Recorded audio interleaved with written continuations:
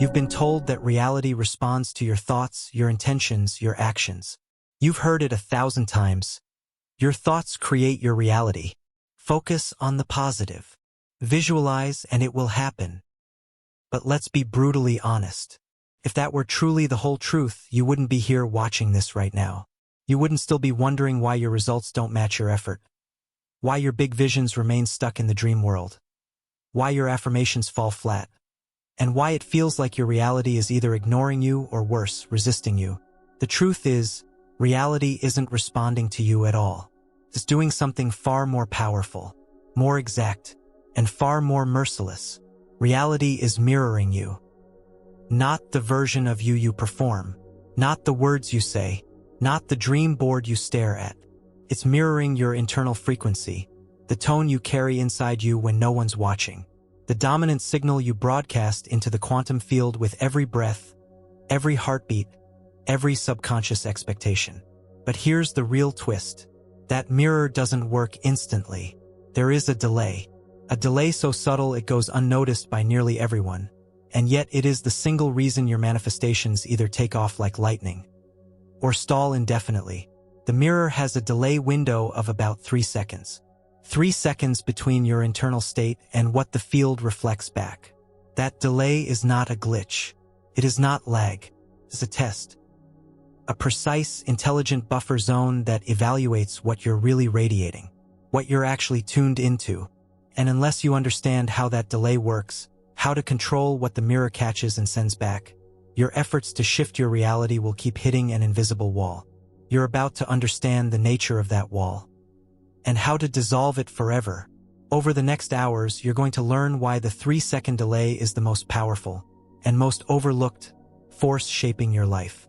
You'll see how your emotions, not your thoughts, send instructions into the quantum mirror. You'll discover the hidden field dynamics that determine whether your reality changes or repeats. You'll uncover why some people seem to bend reality effortlessly, while others struggle for years with no tangible results, even when they're doing everything right. You'll learn to intercept the mirror before it reflects back an outdated identity. You'll use your body, breath, and energy as a precision tool to recalibrate outcomes. You'll read the field's responses in real time and know exactly what signal to adjust. And by the end of this series, you'll not only understand how reality mirrors your field, you'll command it. This is not mindset work. This is not positive thinking. This is not another recycled law of attraction pep talk. This is frequency mastery. This is the missing key that explains why your world reflects certain patterns over and over again, and how to break that cycle with measurable, powerful, and immediate results. So prepare yourself for a shift in perspective so complete, it may feel disorienting at first. You're about to understand why things haven't changed, even when you've changed. Why manifestations come after your energy shifts, not when you ask for them.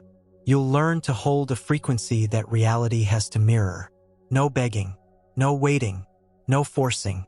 Because once you align your internal frequency with precision, the mirror reflects back whatever you command. Now let's begin where the misunderstanding begins, with the illusion that reality is answering you. Everything you've been taught about how reality works hinges on one fundamental misunderstanding: that it responds to you. That belief has created an entire culture of effort, obsession, pressure, and anxiety disguised as manifestation work. You try harder, visualize longer, think better thoughts, push yourself to believe. You tell yourself to stay in high vibration, to fake it until you make it, to act as if. And yet the results remain inconsistent, or worse, non-existent. Here's the truth nobody tells you. Reality isn't answering you. It's not listening to your words, nor is it obeying your commands. It's mirroring you, precisely and predictably. That mirror doesn't judge. It doesn't reason. It doesn't filter based on what's good or bad. It reflects exactly what's dominant in your frequency field. Not occasionally. Not when the stars align. Always. This is not philosophical. This is mechanical.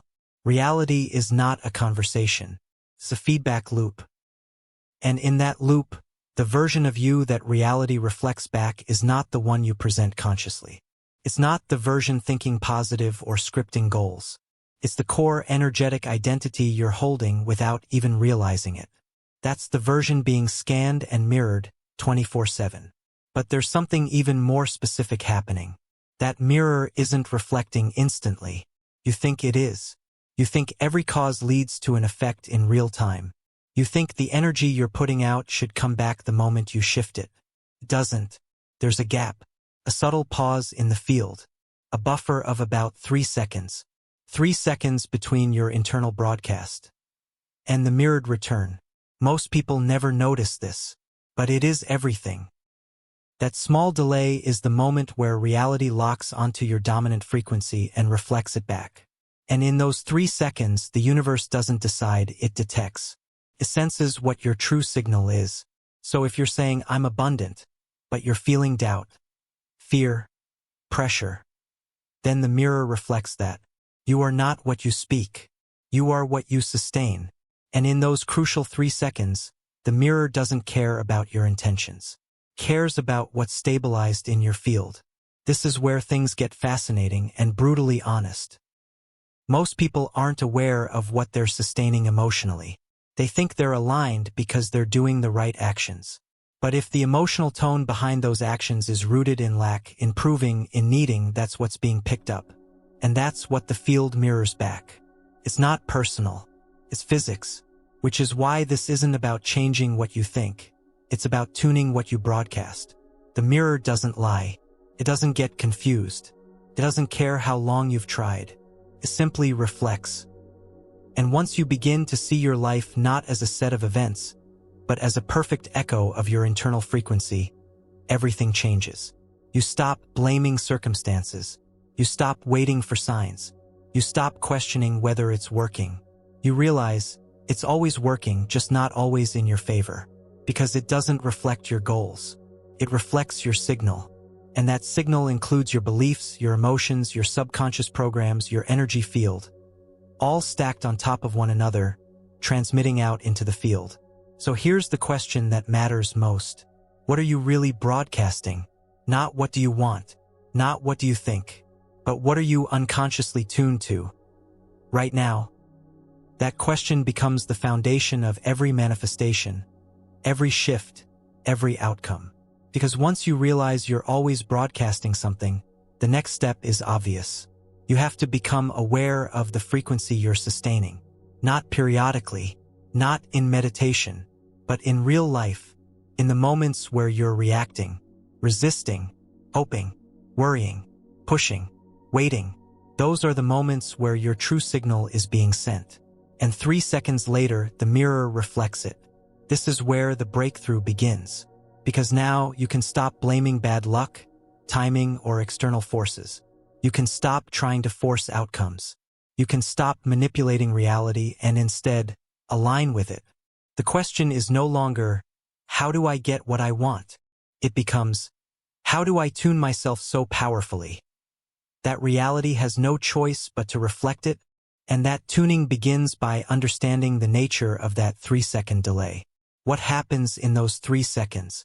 What does the field scan? How does it lock onto your internal state? Next, we'll open up the mechanics of the invisible delay window and show you how every outcome in your life is being decided before it ever appears in your physical world. Ready? Because once you see what happens in that space between signal and reflection, you'll never look at reality the same way again. You breathe, you feel, and reality listens. But it doesn't respond instantly. It doesn't snap into place the moment your thoughts shift. It waits. Not forever, just long enough to reveal what's really dominant in your energy field. 3 seconds. That's the invisible space where reality listens more intently than you've ever realized. 3 seconds. That's where your future is scanned, selected, and mirrored back. This delay is not a lag in manifestation. It's a filter, a scan, a mirror delay. Let's break it down. You emit energy all the time. Not just when you meditate, not just when you visualize, but continuously. Your emotions, your beliefs, your assumptions, they send a frequency signal into the field with every beat of your heart. But the field doesn't just instantly throw something back at you. There's a moment, a pause, where your signal is weighed. Why? Because your moment-to-moment frequency isn't static. It fluctuates, and the field is intelligent enough not to respond to your noise. It mirrors your dominant signal, your stable tone, the one that persists through doubt, distraction, and even intention. That's what gets reflected. And the 3-second delay is where that dominant frequency becomes readable. This means your reality isn't built by a single thought or emotional spike. It's formed in the tone that you sustain for longer than your reactions. If you think of a positive outcome but feel anxious right after, the dominant feeling wins. If you hope for abundance but your body is clenched in fear, the fear wins. The delay doesn't punish you for that. It simply picks up what's real and lasting. And here's where the mirror becomes powerful. Because you now have the ability to observe that 3-second window in real time. The next time you feel a strong emotional reaction, pause. Notice what shows up around you, what people say, what suddenly appears, what small, seemingly unrelated outcome shifts. There is no delay from the universe. There is only your delay, your internal tuning, which the field echoes back with precision. And that means you can use the delay as your calibration tool. Here's how to work with it. First, become hyper-aware of how you actually feel after an intention. Not what you want to feel, not what you hope is true, but what you're genuinely holding. Are you tense? Are you doubting it? Are you analyzing whether it's working? All of that is signal pollution, and the delay gives you a few seconds to clean it up. Second, hold the tone. Not just the thought, not just the affirmation, the tone, the vibe, the emotion, the internal posture of "this is already mine." 3 seconds. That's all it takes to stabilize a clean enough signal for the field to read clearly. Third, read the response. After you stabilize the tone, something reflects, something mirrors. Maybe it's small. A word, a glance, a number, a feeling. That's your feedback loop in motion. That's the mirror starting to shift.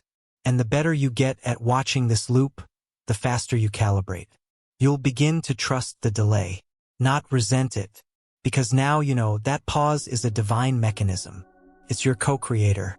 It protects you from manifesting every emotional outburst and instead amplifies what you genuinely own. Here's the mistake most people make.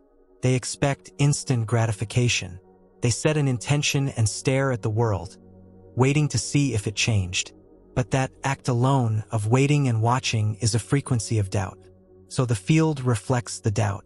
The 3-second delay isn't an enemy. It's your ally. It gives you a beat to get clear. It gives you space to hold the frequency without pushing. To become the version of you that already has it. Because the field doesn't mirror what you ask for. It mirrors who you are in the delay. That's where your real power lives. So stop treating your intentions like orders. Stop throwing desires out into the void and panicking when they don't come back in a snap. Start watching the delay. Start using it like a mirror that's about to show you something deeply honest. Not just what you wanted to see, but what you're truly radiating. This is the art of energetic authorship. Because in those 3 seconds, the mirror locks onto your frequency signature and casts it forward into form. You can shift your reality, but not by force, not by begging, not by micromanaging the timing. You shift it by owning your signal and holding it long enough for the field to trust it's real. 3 seconds is the test. The universe doesn't need weeks to deliver. It needs 3 seconds of clarity from you. Hold that and the mirror bends. Now that you understand the purpose of the delay and how to use it, you're ready for the next revelation. Because what happens in those 3 seconds is not random.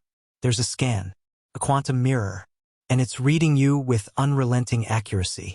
Next, we will go into how the mirror scans your frequency like a barcode, and why it doesn't care what you say, only what you hold. Let's move forward.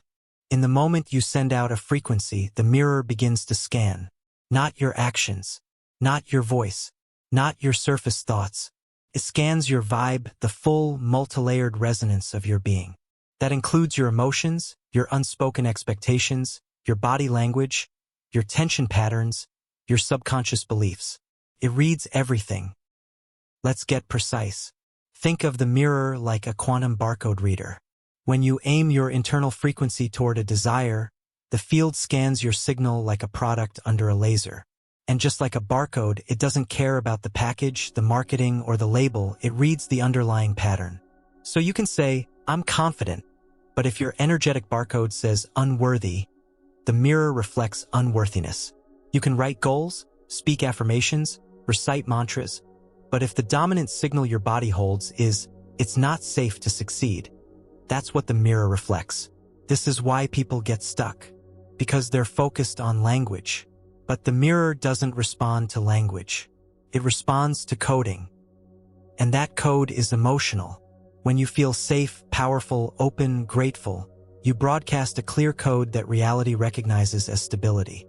When you feel desperate, anxious, impatient, or unsure, you scramble the code. You send mixed signals. The mirror doesn't punish you for that. It simply reads what's true. That's why you can't fake a signal. You can't pretend a vibration and expect manifestation. You have to feel it as real. Become it. Lock into it.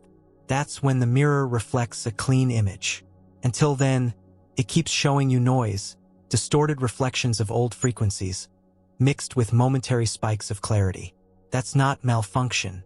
That's precision. Let's go deeper. The mirror isn't reflecting your conscious thoughts.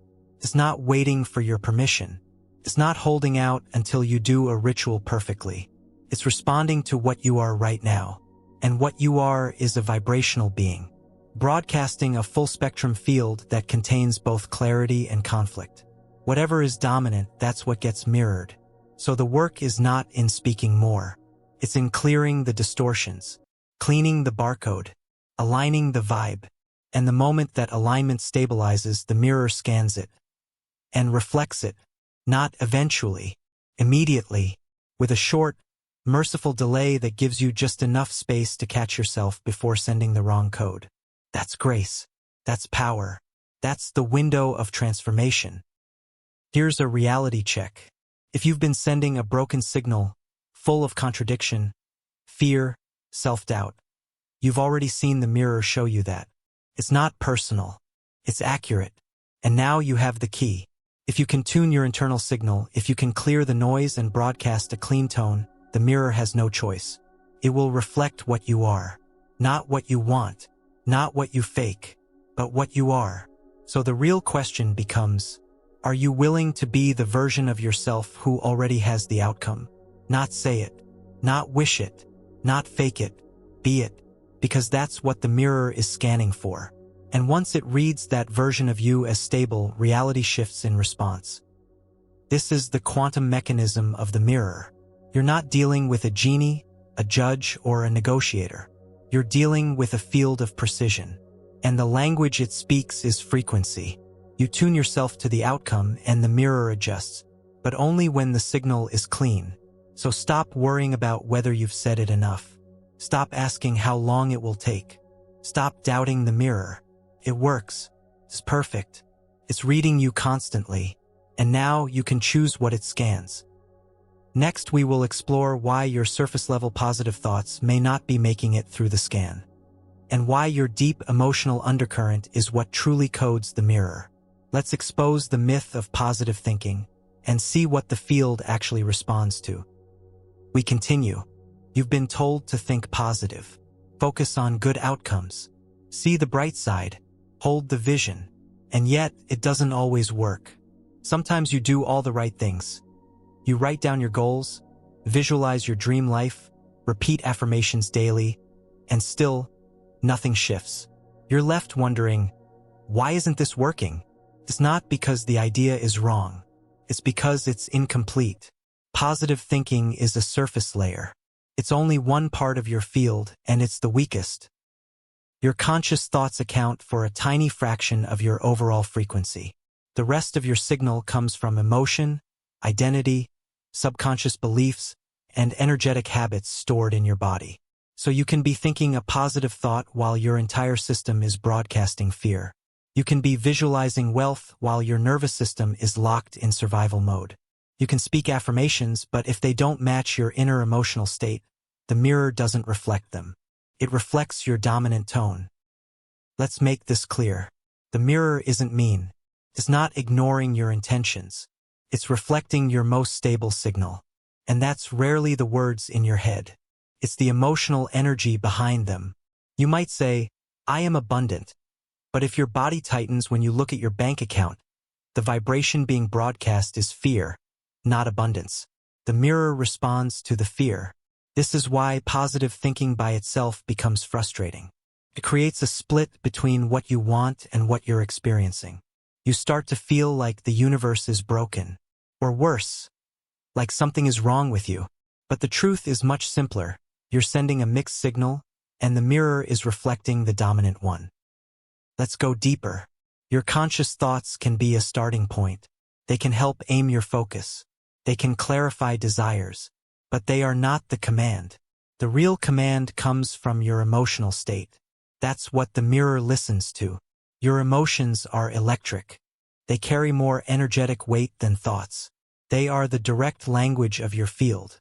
And most importantly, they reveal what you actually believe. If you think a positive thought but feel doubt, the emotion tells the mirror, I don't believe this is real. And the mirror responds accordingly. So here's the shift. Stop treating thoughts as the signal. Start treating emotions as the frequency. Ask yourself, what do I feel when I think this thought? Do I feel expansion or contraction? Do I feel trust or tension? Do I feel safety or resistance? Because the mirror reflects the feeling beneath the thought. That's the part you can't fake. And that's the part most people try to bypass. They force positive thoughts while suppressing the very emotions that override them. But the mirror doesn't respond to suppression. It responds to vibration. This is why most people feel worse the more they try to think positive. Because their mind is saying one thing, and their body is broadcasting something else entirely. That internal conflict creates energetic distortion. And when your field is distorted, your reality is distorted. Not because you're broken, because you're sending multiple frequencies, and the dominant one always wins. So if you want your reality to change, don't double down on positive thinking. Double down on emotional congruence. Align how you feel with what you say you want, even if that means first admitting where you're not aligned, even if that means confronting some uncomfortable truths. Because once your emotional state and your intention match, the mirror has no resistance. It reflects fast. This is not about faking good vibes. This is about generating real ones, not by force, but by choosing thoughts that feel believable. Thoughts that create safety. Thoughts that actually shift your body into alignment. That's how you build emotional truth. And emotional truth is what bends the mirror. So next time you catch yourself reciting affirmations that feel hollow, pause. Ask, what emotion is this creating in me? If it's creating anxiety, stress, or pressure, it's not aligned. And the mirror won't reflect it. But if it generates peace, trust, ease, even just for a few seconds, that's your real frequency. Hold it. Let it stabilize. That's the signal the field is waiting to mirror. Next, we will see what does carry the signal, what the universe actually tunes into with precision. Let's go to the core of all frequency. Emotion. Because it's not your words that command reality. It's your feelings. We continue. If you want to know what reality is about to show you, ask yourself how you feel. Not what you think. Not what you hope. How you feel right now. Because emotion is the real broadcast. It's the frequency carrier that shapes what the mirror sends back. And once you understand this, your entire relationship with manifestation changes. Emotion is not just reaction. It's instruction. Every emotion you feel sends a signal to the quantum field. A signal that says, this is the truth. Not the logical truth. The energetic truth. So when you feel joyful, the field reads, joy is safe. Joy is real. Joy is dominant. When you feel anxious, it reads, danger is real. Discomfort is dominant. Prepare for survival. It doesn't filter your emotion. It echoes it. This is why emotional regulation is not just mental wellness, it's manifestation mastery. You are broadcasting emotion constantly, even when you're silent, even when you're still. Your field is always on. And the universe is always listening. This is why trying to manipulate your way to results doesn't work. Because if the emotional broadcast is scarcity, you can act like a millionaire and still receive lack. If the emotional tone is doubt, you can take bold action and still get blocked paths. Your outer efforts only work if they align with your emotional frequency.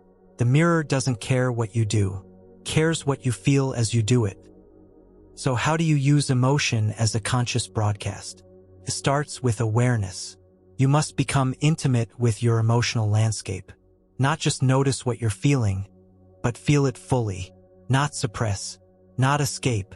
Feel, and then tune. Move from fear to curiosity, from anxiety to neutrality, from pressure to presence. These are emotional upgrades, and every time you shift your emotion, your field recalibrates. Not in theory. In real time, 3 seconds later, the mirror begins to reflect the shift. So the real skill is not constant high-vibe intensity. It's emotional stability, holding a tone long enough for it to become your baseline. That's what gets mirrored. Not the spike, not the momentary peak, but the emotional home you live in. If that home is peace, the mirror reflects peace. If that home is stress, it reflects stress. This is why some people seem to effortlessly manifest. They've trained their emotions to rest in receptive, trusting states, and that becomes their default signal. So the universe mirrors back flow. You can train this too. Start small. Practice holding states of gratitude, ease, and clarity for short bursts. 10 seconds, then 30, then a full minute. Don't try to stay high vibe forever. Just create moments of coherence. Moments where your emotion and intention are one. That's when the mirror reflects rapidly. Also understand, emotions don't have to be extreme. You don't need wild joy or explosive passion. Sometimes the most potent frequency is calm assurance, neutral power, quiet confidence. These create fields that the mirror responds to faster than forced excitement. Because they're rooted, they're stable, they're real, and reality reflects what's real. So use emotion as your signal. Let it lead your manifestations. Let it tune your desires. When you want something, ask, what emotion matches this result? Then feel that emotion before the result arrives. That is how you bend time. That is how you collapse the delay. That is how you command the mirror, not by trying harder, but by broadcasting better. Emotion is the language of the field, and you are fluent if you're willing to feel. Now that you understand emotion as the broadcast, you're ready to face the next trap. The one most people fall into, sending mixed signals.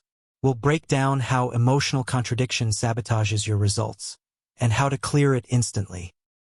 We go forward. You think you're being clear. You say the right things. You write the goal. You act the part. And yet nothing clicks. The outcome doesn't arrive. The shift doesn't happen. The breakthrough never shows. Why? Because you're not broadcasting a clear signal. You're sending out a contradiction, a split message. And the universe doesn't reflect clarity when you transmit confusion. It reflects the strongest frequency. Let's break this down. You hold two emotional states at once, the conscious desire and the unconscious fear. I want success, but underneath, what if I fail?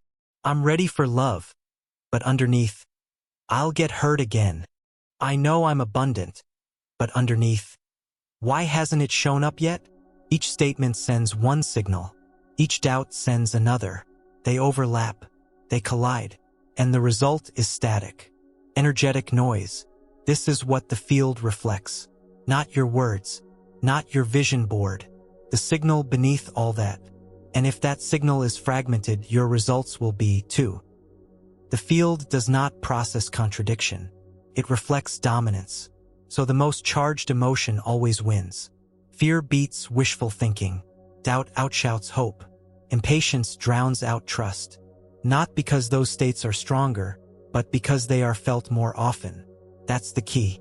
The mirror reflects frequency stability, not intensity. You can have a powerful moment of faith, but if it's followed by hours of second guessing, guess what reality mirrors? the second guessing. This is where most people unknowingly stay stuck. They oscillate between desire and fear, belief and doubt, trust and panic. And the field reflects that back over and over.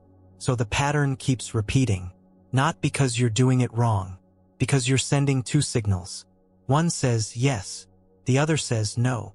The field mirrors the strongest one. So what do? You simplify. You stop trying to layer positive on top of unresolved fear. You stop speaking what you want to believe and start aligning with what feels emotionally congruent. You don't need to leap into full certainty overnight. You just need to stop the contradiction. Say less, feel more. Align your energy before you speak your affirmation. Pause before you act on desire. Ask yourself, is this action coming from trust or from panic? If it's panic, stop, because the mirror reflects the panic. But if it's trust, move, because the mirror reflects the trust. Here's a practice. Before speaking an intention, stop and scan your emotional state. Ask, is my body tense? Is my breath shallow? Do I feel pressure to get something? If yes, you're not aligned. You're split. And that split will show up in your results. Now ask, what would it feel like to already have this? Can I hold that feeling for just a moment? Breathe into that. Stabilize it. Then speak. Then act. That's how you transmit a unified signal. That's how you stop the echo of mixed messages. This doesn't require perfection. You don't have to eliminate all fear. You just need to stop feeding it more airtime than trust. You need to reduce the emotional volume of the no signal and amplify the yes through consistent, felt alignment. Because when your thoughts, emotions, and actions point in the same direction, reality reflects back fast. But if they're misaligned, nothing moves. Not because the universe is ignoring you, because the mirror is just that precise. So no more mixed signals. Feel the yes. Let it be dominant. And when you catch yourself slipping into contradiction, pause. Don't panic. Just recalibrate. That moment of recalibration is more powerful than hours of forced positivity. Because it's real. And the mirror only reflects what's real. Now that you understand how emotional contradiction scrambles your frequency, it's time to use the delay to your advantage. Let's learn to read the mirror in real time. Next, we will unlock the power of the 3-second feedback loop and show you how to catch the signal you're sending before it solidifies into form. Let's go deeper. Every outcome you experience is a mirror of what you were broadcasting 3 seconds earlier. Not yesterday, not last month, seconds ago. This is the loop no one taught you to see. But once you learn to read it, manifestation stops being a mystery and becomes a conversation. Not a conversation of words, but of frequencies. Here's how the loop works. You emit a signal, emotional, energetic, subconscious. 3 seconds later, life begins to reflect it. Sometimes through an event. Sometimes through a phrase someone says. Sometimes through a feeling you suddenly experience. That's the field talking back. The 3-second delay is the time it takes for the field to measure what you're holding. And mirror it. It's that fast. It's that surgical. And when you start watching that delay, you unlock a new level of awareness. You start seeing the why behind every moment. Not as coincidence, but as feedback. Let's get practical. Start watching your interactions. Notice how people respond to you immediately after you shift your tone. Change your inner state, then observe what happens around you within 3 seconds. Maybe you soften and someone's energy softens too. Maybe you contract and someone withdraws or gets irritated. That's not random. That's the loop. Now look beyond people. Watch your phone, your emails, your environment. Did you feel dread and then get bad news? Did you feel relaxed and suddenly receive help? It's all feedback, not fate, not chance. Mirror. This feedback loop is your real-time reality dashboard. Tells you instantly what you're broadcasting. You don't need signs. You don't need omens. You have the loop. And once you start reading it, you become the creator of it. You can catch negative frequencies before they reflect. You can amplify aligned ones while they stabilize. and you can shift your future second by second by mastering the present frequency. Let's go even further. The feedback loop isn't just about outcomes. It also shapes your sense of momentum. When you're in alignment, the loop accelerates. Responses come faster. Signs become clear. Progress feels magnetic. When you're out of alignment, the loop distorts. You get mixed results. Opportunities stall. People get confusing.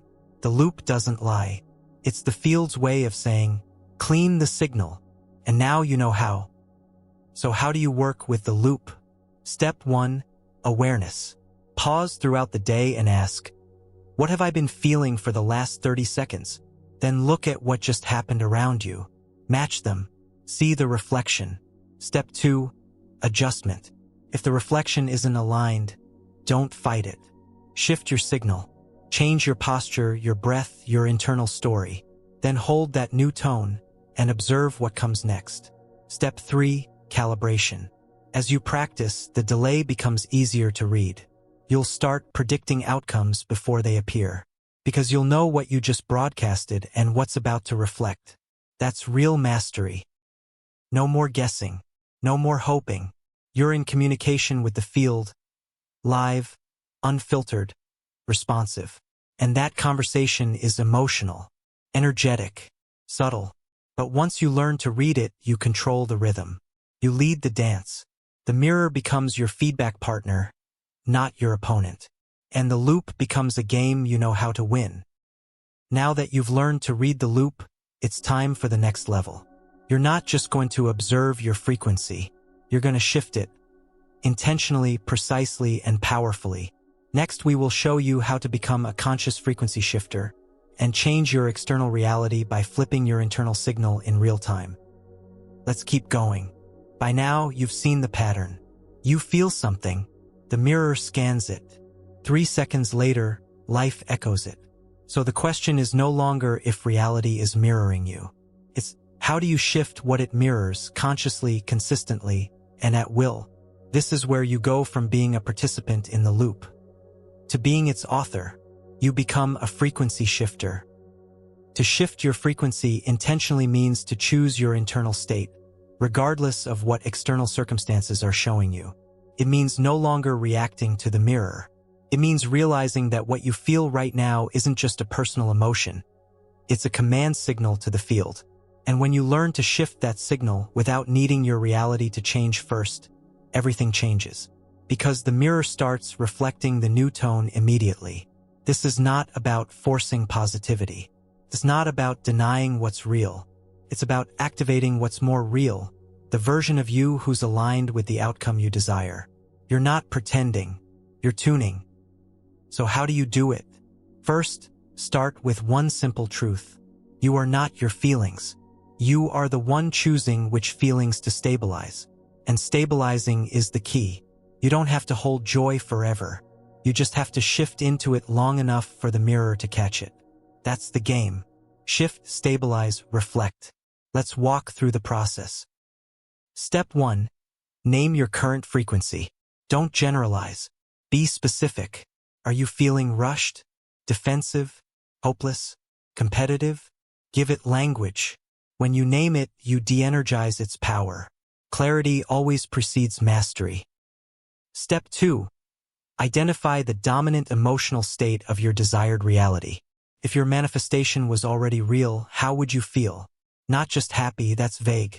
Would you feel safe, supported, free, expanded, calm? Pick the exact tone. This becomes your target frequency. Step 3. Access that emotional state right now. Find a way, no matter how small, to generate that feeling. You don't need a huge emotional breakthrough. You just need to touch the frequency. Even 5% of the feeling is enough to start bending the mirror. Visualize a moment where you felt that way before. Breathe in the sensation. Embody it. Let your body remember what it's like to feel aligned. Step 4. Stabilize. Here's the secret. It's not the intensity of your frequency that changes reality. It's the duration. A moment of calm held for 30 seconds is more powerful than 5 seconds of forced euphoria. Can you hold your chosen tone? Calmly, lightly, steadily. for even just a minute, that's the shift. That's when the field starts recalibrating. Step 5. Watch the reflection. After a short delay, reality bends to match. Maybe something subtle, a word from someone, a sudden idea, a wave of peace, a shift in posture. Don't demand fireworks.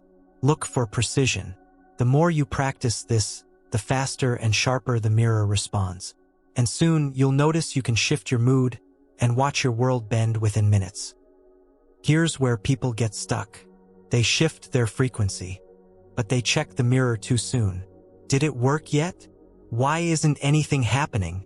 That moment of checking is a vibration of doubt, and the mirror reflects that. So don't shift and stare. Shift and stabilize. Know the mirror will catch it because it always does. That's not hope. That's mechanics. When you become a frequency shifter, you stop relying on outer triggers to feel good. You become the trigger. You stop waiting for permission to feel aligned. You start practicing alignment as your baseline, and reality adjusts around you. You're no longer reacting to the echo. You're transmitting the source. And that's where all manifestation begins. Not in effort, not in control, in frequency. Next, we will explore the true speed of this shift. How fast does the mirror reflect when your frequency is aligned? Faster than you think. Let's explore the velocity of field feedback and why micromanifestations are your training ground for bigger transformations. Let's continue. You've been trained to think change takes time, that results require delay, that progress demands patience. But what if the mirror doesn't work on a timescale? What if the only delay is your signal, and the moment you stabilize the new tone, the reflection has to adjust? It's not just possible, it's how the field operates. Reality shifts at the speed of certainty, and certainty is a frequency you can hold right now. Let's get clear. When you shift your internal frequency, not momentarily but with stability, the feedback loop doesn't wait for weeks or months to adjust. It starts adjusting within seconds. You don't always notice it because you're watching for outcomes, not feedback. But the mirror speaks in real-time signals. Micro-movements, subtle responses, slight realignments. If you miss those, you think it's not working. But it is. The mirror bends fast. The field listens now. Let's talk examples, not metaphors but mechanisms. You shift into a frequency of calm, and suddenly, a tension in your body disappears. That's the field adjusting. You tune into confidence, and a solution to a problem pops into your head. That's the mirror reflecting. You feel trust, and someone texts you with an answer you needed. Not coincidence. It's velocity. And the cleaner your frequency, the faster the mirror reflects. The problem is, most people don't hold the shift. They feel good for 5 seconds, then wonder, why hasn't anything changed? That question is doubt. That doubt becomes the new dominant frequency, and the mirror reflects it. So it seems like nothing happened. But the delay wasn't in the field. It was in your signal collapse. You don't need to hold a frequency forever. You just need to hold it long enough for the mirror to catch it and begin adjusting. Usually that's less than a minute, but only if it's stable, only if it's emotionally real, only if it's not layered with impatience. Think of it like holding a tuning fork. If you strike the fork once and toss it, no resonance. But if you let it vibrate steadily, the environment picks it up. That's how your field works. You don't need volume. You need consistency. This is where the idea of instant manifestation becomes misunderstood. Instant doesn't mean dramatic. It means immediate feedback. When you shift, life responds, even if subtly, within seconds. And those micro-reflections build momentum. You feel aligned, a conversation shifts. You feel peace, your decision becomes clear. You feel gratitude, you notice a resource you missed. These are not small wins. They're field recalibrations. And the faster you read them, the more power you gain. So practice this. Shift your frequency just for 1 minute. Then do nothing. No action. No checking. No hoping. Just observe. What thought comes in? What energy rises? What changes in your posture, breath, or clarity? That's the shift beginning. And when you honor it, it expands. You'll start to trust the mirror. You'll see that time was never the obstacle. Your signal was. The speed of reflection is directly tied to the quality of your signal. Cleaner signal equals faster mirror. No exceptions. So stop assuming your desires are far away. Stop assuming reality needs time to catch up. Start assuming the field is already shifting, and act like it. You'll notice the velocity increase. You'll experience synchronicity stacking. You'll ride a wave that feels like acceleration because it is, but it only accelerates when your frequency is stable. Next, we will explore why, if the shift is so fast, we don't stay in it more often. We'll expose the hidden saboteur behind your frequency collapse. Let's meet the subconscious delay pattern and uncover why you keep manifesting the familiar, even when you're trying to change. Let's continue. You're aligning, you're stabilizing, you're holding frequency, and yet, things still fall apart. Opportunities stall, breakthroughs disappear, relationships rewind. The same emotional cycle returns. Why? Because something deeper is overriding your conscious frequency work. Something you rarely see. It's your subconscious delay pattern, and it's running the show. You don't manifest what you want. You manifest what you expect. And your expectations are shaped, not by your goals, but by your past emotional blueprint. That blueprint lives in your subconscious. It holds every repeated memory, emotional cycle, and energetic comfort zone you've ever had. And its job is to keep you safe, even if it means keeping you stuck. So you say, I'm ready for more, but your subconscious says, more is dangerous. You say, I want to be seen, but your pattern says, visibility brings rejection. You say, I'm abundant, but your field still mirrors scarcity because your nervous system is trained to equate survival with lack. This is the loop, not a logical one, a vibrational one, and unless you interrupt it, your manifestations will hit a glass wall, one you built without realizing it. Your subconscious doesn't care about your dreams, cares about your programming, and your programming is rooted in repetition. What you've felt most often, not what you've visualized most recently, becomes your baseline, and the mirror reflects the baseline, not your peak moments. So even when you shift your frequency, if your subconscious feels unsafe in the new identity, it pulls you back. It delays the outcome. It distorts the reflection, not out of malice, out of loyalty to what's familiar. This is why people self-sabotage just before breakthroughs. They feel the shift, then unconsciously create drama, distraction, or collapse. Why? Because their system equates change with threat. It's not your fault. It's your default. But defaults can be rewritten. So here's the work. Stop asking, why isn't it working? Start asking, what part of me doesn't feel safe with this result? Because until you locate the internal conflict, your frequency will keep resetting to the old code. And the mirror will reflect exactly that. Here's a process to surface your delay pattern. Step 1. Identify a repeated outcome that frustrates you. Something you've tried to shift multiple times with no lasting change. Step 2. Ask, what emotional tone surrounds this outcome for me? Is it disappointment, shame, pressure, anxiety?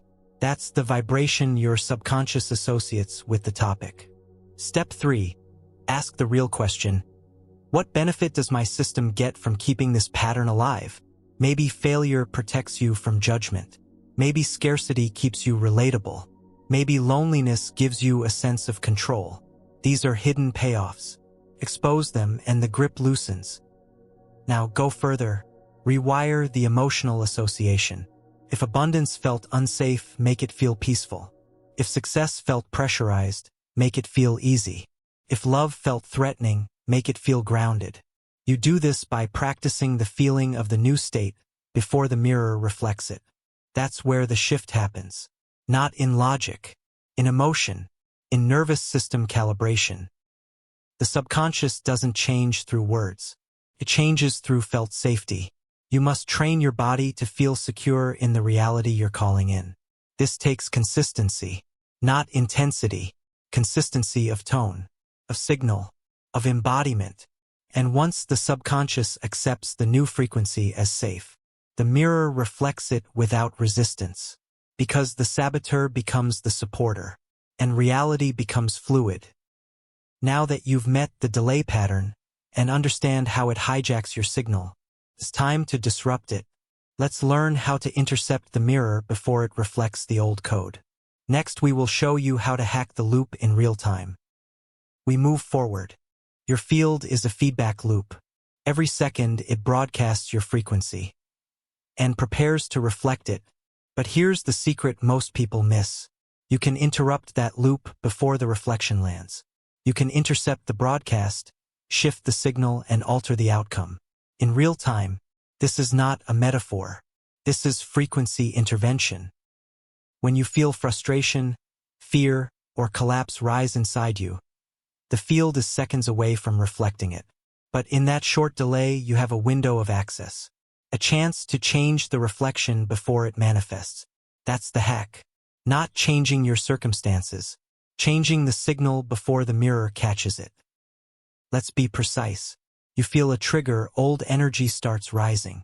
Your body tightens, thoughts swirl, emotion escalates.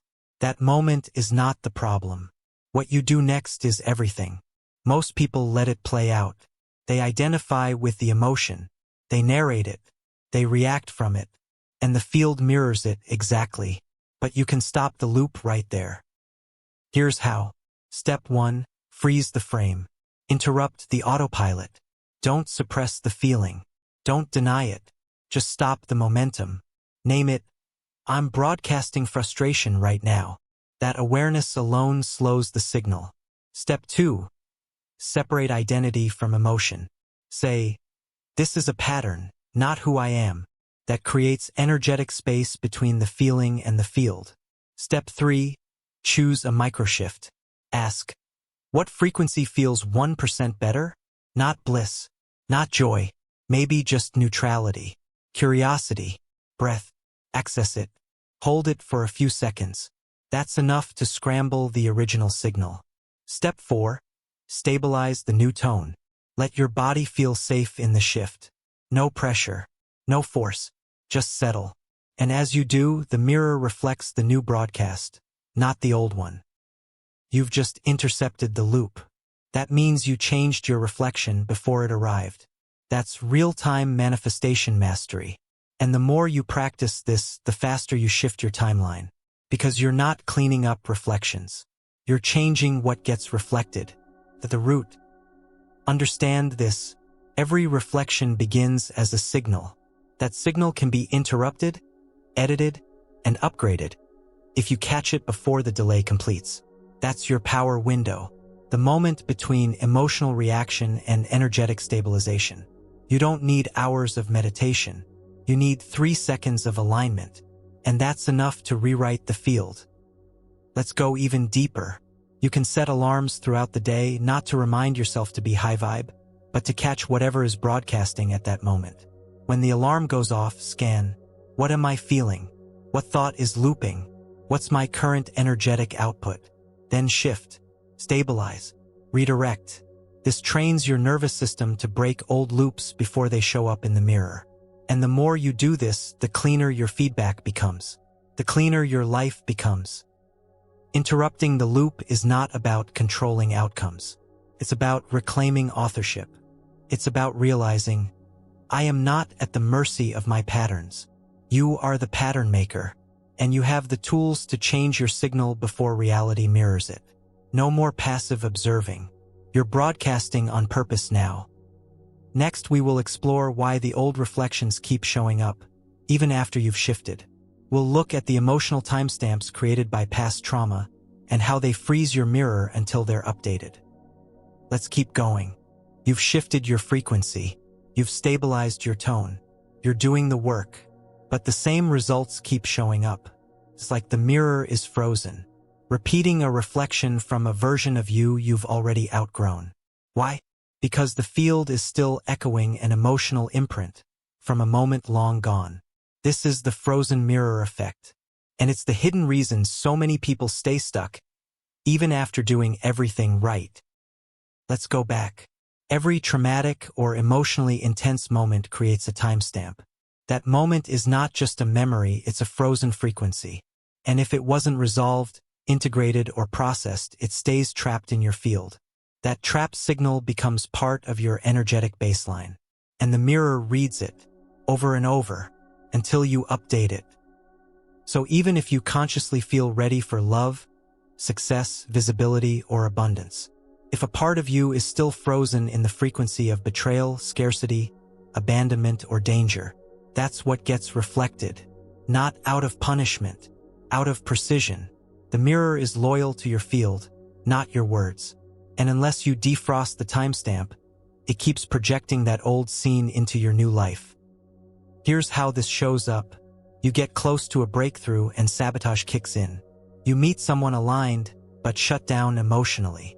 You start making more money, then overspend to zero. You feel momentum, then fall back into exhaustion. It's not that your new frequency isn't real. It's that an old one is still active and hasn't been consciously released.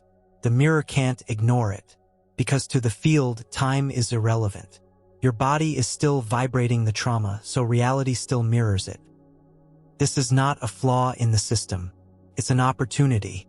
The mirror is showing you what's frozen so you can thaw it, face it, and recode it. You don't need to relive the pain. You need to reclaim the signal, not by mentally analyzing it, but by emotionally updating it. Here's how to begin. Step 1. Identify the emotional timestamp. Ask yourself, what recurring pattern feels older than this version of me? Look for cycles that feel inherited, repetitive, or too familiar to be recent.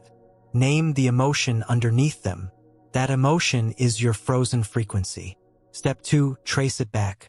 Ask, when did I first feel this way? When was this emotional state encoded? You don't need a perfect memory, just a felt sense of the origin. The goal isn't to dig. It's to locate the imprint. Step 3. Reconnect without identifying. Feel the emotion from a distance. Witness it without merging with it. Let your present self observe your past energy without reactivating it. This begins the defrosting. Step 4. Choose the updated frequency. Ask, what emotion would I have needed in that moment to feel safe? Maybe it was love, validation, support, power, clarity. Feel that now. Generate it inside you. Let your body feel what it never got. You're not changing the past, you're updating the present field. And the mirror responds immediately. You are not your trauma. You are the one who witnessed it, and you can rewrite the signal it left behind. Because that signal is not your truth. It's a frozen echo. You don't need to heal it forever. You need to recognize it, reclaim your frequency, and tell the mirror, this is no longer mine. Hold that signal long enough, and the old reflection fades. Not because it disappeared, because you stopped tuning to it. This is field liberation, not spiritual bypass, not mental analysis. It's emotional realignment, and it gives you access to new timelines the moment you stabilize the new code. Because once the mirror stops reflecting the past, it has no choice but to reflect the now. Next, we will explore how to permanently rewire the nervous system that holds those codes. Let's bring in the tool that updates the mirror at the identity level. Neuro-emotional recoding. Let's move forward. You've seen how past emotions freeze into the field. You've learned to thaw old signals. Now it's time to go deeper. Not just into emotion, but into identity. Because the mirror isn't just reflecting how you feel. It's reflecting who you think you are. This is where change becomes permanent. This is where your nervous system stops reacting like your old self and starts reflecting your new frequency baseline. This is neuroreality recoding. Let's be blunt. Your identity, the version of you wake up as, is a code. That code is stored in your nervous system. It tells your body how to feel. It tells your brain what to expect. It tells the mirror what to reflect. So if you try to change your reality without changing your identity, you'll revert. The mirror snaps back to what you've trained it to reflect. And training equals nervous system memory. This is why people relapse into old patterns after brief success. Not because they're weak, because their nervous system still feels safer with the old identity. You can't force it out. You have to recode it. And that means creating felt safety in a new identity before the mirror reflects it. That's what recoding is, embodying the future version of you. So deeply that your body believes it's already true. And when your body believes, the mirror follows. Here's the process. Step 1. Define the energetic identity of your desired reality. Ask, what does the version of me who lives this reality feel like? Daily, confident, spacious, unshakable, worthy, relaxed? These aren't just traits. They're nervous system patterns. Pick 3 to 5 emotional states that define that identity. Step 2. Create micropractice loops. You don't need to become this identity overnight. You need to sample it daily. Pick one of the emotional states and practice embodying it for 60 seconds. Breathe into it. Speak from it. Move like it. Then stop. Let it settle. Repeat later. More often. You're not pretending. You're rehearsing a new code. Step 3. Stack safety. Every time you access the new emotional state, ask your body, is this safe to feel? If the answer is no, slow down. Pair the new frequency with breath, with stillness, with grounding. That teaches your body, this identity is not a threat. And when it stops resisting, it stabilizes. Step 4. Anchor with action. Do something small from the new identity daily. A decision, a message, a boundary, a shift in language. Let your nervous system act as the new version of you, not to force change, to prove, this is who I am now. That's when the code gets written, and the mirror updates. This is not surface-level change. This is internal identity replacement. You're not just changing outcomes. You're becoming the version of you who lives those outcomes effortlessly. You're not earning the reflection. You're synchronizing with it. And when you do that, your field becomes your future. No lag, no resistance, no relapse, just new signal, new code, new reflection. But the field will still test you, not to punish, to confirm, is this new identity stable? And if it is, the mirror locks into it. Next, we will decode the field's method for confirming your new frequency. Let's explore the tests that appear after every upgrade, and how to pass them without falling back. Let's keep moving. You've shifted. You've stabilized. You've anchored a new identity. And just when things begin to feel aligned, something strange happens. A challenge appears. An old trigger resurfaces. A situation tests your patience, your trust, your worth. This is not failure. This is not regression. It's a field test. The mirror is checking if your new signal is stable enough to reflect long-term. It's not personal. It's protocol. Every major shift creates an echo, and that echo is an invitation. The universe is asking, is this your new signal or a momentary performance? And your response to that echo determines whether the old pattern locks back in or collapses permanently. You don't pass the test by being perfect. You pass it by responding with alignment, by holding the new frequency, even while the old reflection appears one last time. Let's clarify.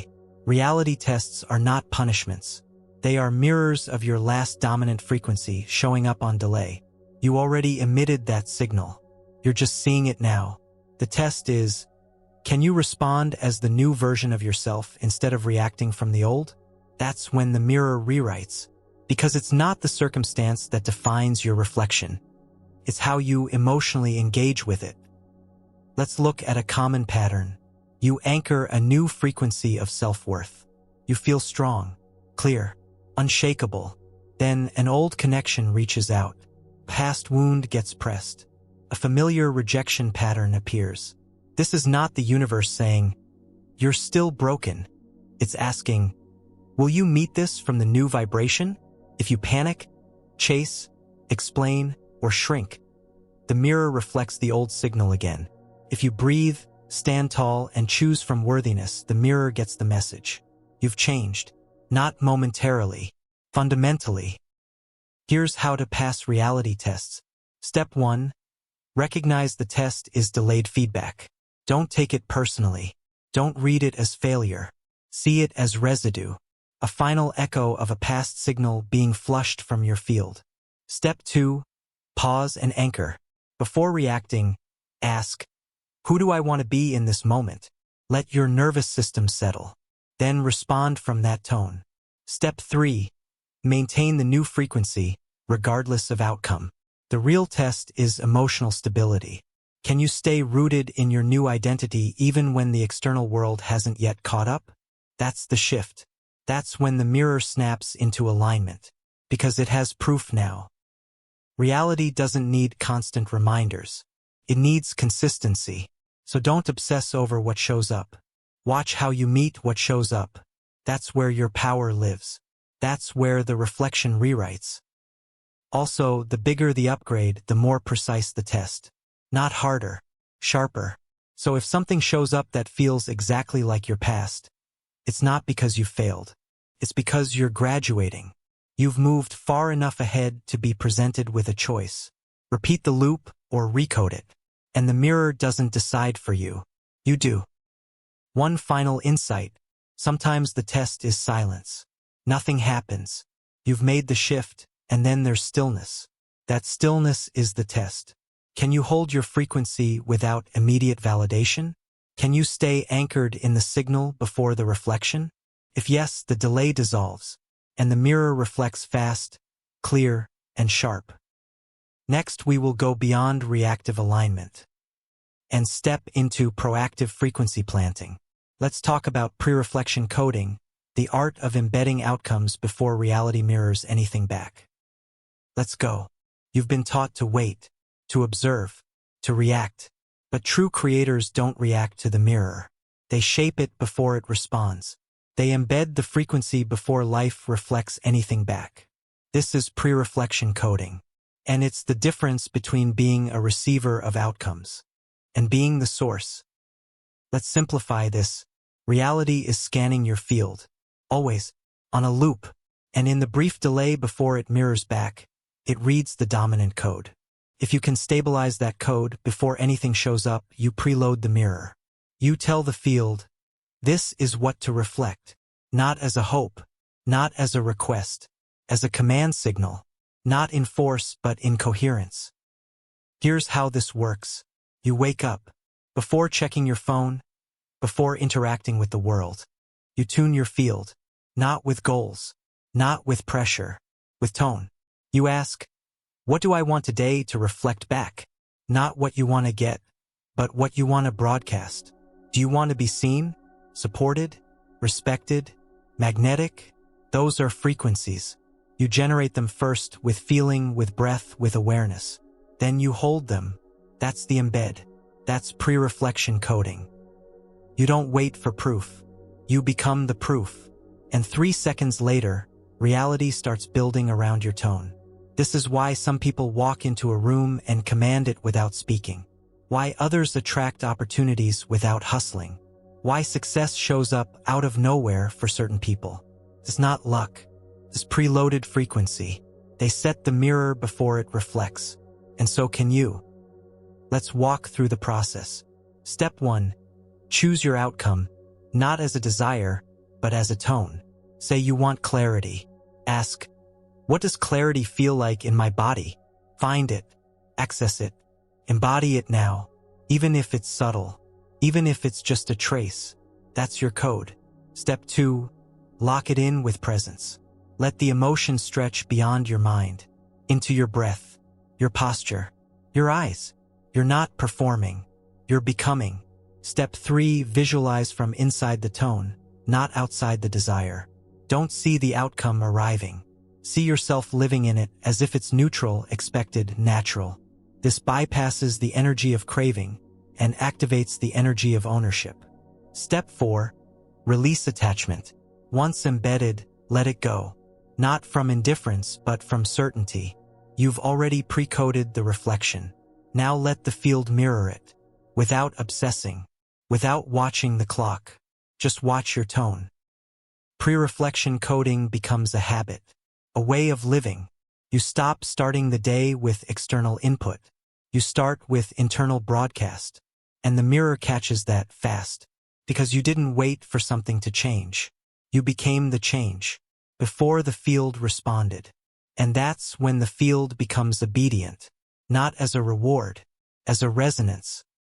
There's one more level to this, precoding for long-term realities. Not just moments, but identities. You can embed a frequency signature so deeply that your life begins to revolve around it. It becomes the gravitational pull that draws in aligned people, timelines, and outcomes. How? By feeling it daily, without need, without exception. By making it your emotional home. And when the field senses that as your new baseline, the mirror shifts permanently. Next, we will explore how time itself reacts to your frequency.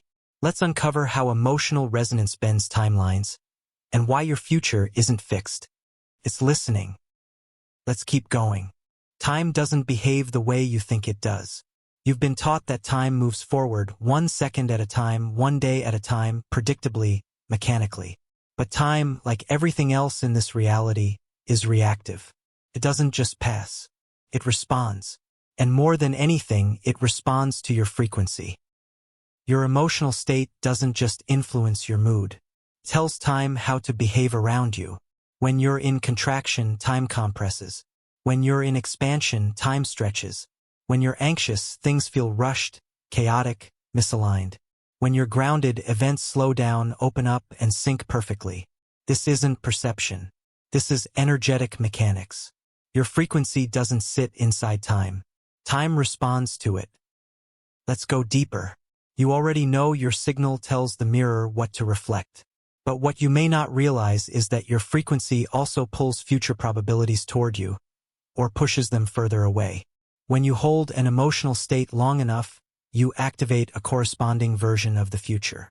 And that version starts bending its way into your now. Not because you're manifesting it in the traditional sense, but because you are becoming the future version in real time. And time moves to meet you. So if you hold frustration, you align with the version of your timeline that contains delays, detours, and difficulty. If you hold calm trust, you align with the version of your timeline that includes flow, shortcuts, and perfect timing. This isn't superstition. It's alignment. Time is not fixed. It's fluid. And your emotional consistency tells it where to go. Let's use a real-world analogy. Picture time like a river with multiple currents. Some fast, some slow, some full of rocks, some smooth. You don't control the river, but you do control your boat's tuning. When your emotional frequency matches the current of the smooth flow, you're pulled into timelines that seem effortless. When your emotional frequency matches chaos, the river pulls you into rapids. The current doesn't judge. It reflects your vibe, and you are the tuning fork. So how do you use this? By realizing that time isn't something you wait through. It's something you talk to, through feeling. When you feel behind, time reflects delay. When you feel rushed, time reflects lack. But when you feel exactly where you need to be, time responds with synchronicity. That's not poetic. That's field-based feedback. And you've felt it before. Moments where everything aligned, conversations timed perfectly, outcomes fell into place. That wasn't luck. That was frequency bending time. So here's the shift. Stop using your clock as the measure of progress. Use your emotional alignment, because when you're in the right frequency, you're already in the right time. Everything that belongs to you becomes magnetized. It bends around the curve, and it shows up exactly when your field is clear enough to receive it. Let's get practical. Step 1. Interrupt time-based anxiety. When you catch yourself thinking, it's taking too long, pause. That thought broadcasts scarcity, and time listens. Shift it to, my field is preparing perfectly. That's not delusion. That's leadership. Step 2. Practice present tense frequency. Feel what it would feel like after the result arrives. Feel it now. Let time rearrange itself around that signal. Step 3. Watch the rhythm of synchronicity. Aligned frequencies collapse time. Suddenly, the right person texts. The right idea lands. The right opportunity opens. That's not surprise. That's time obeying you. because you finally stopped obeying the illusion of delay. Now let's take this further. If time is listening, can you send messages into it?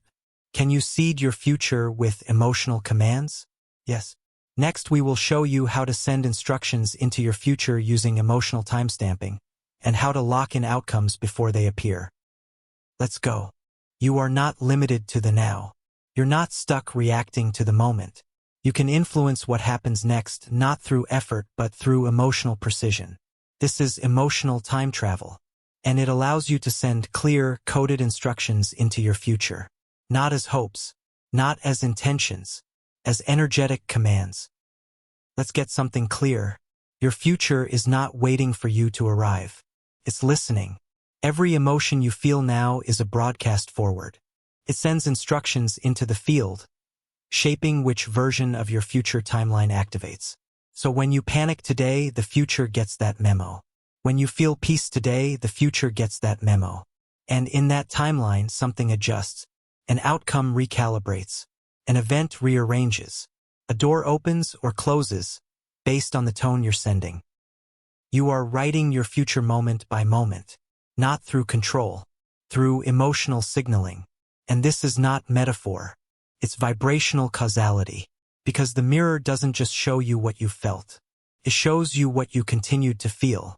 So if you learn to stabilize the emotion of the outcome before it exists, you activate the version of your future where that outcome already lives, and time begins to collapse in your favor. Let's build this like a skill. Step 1.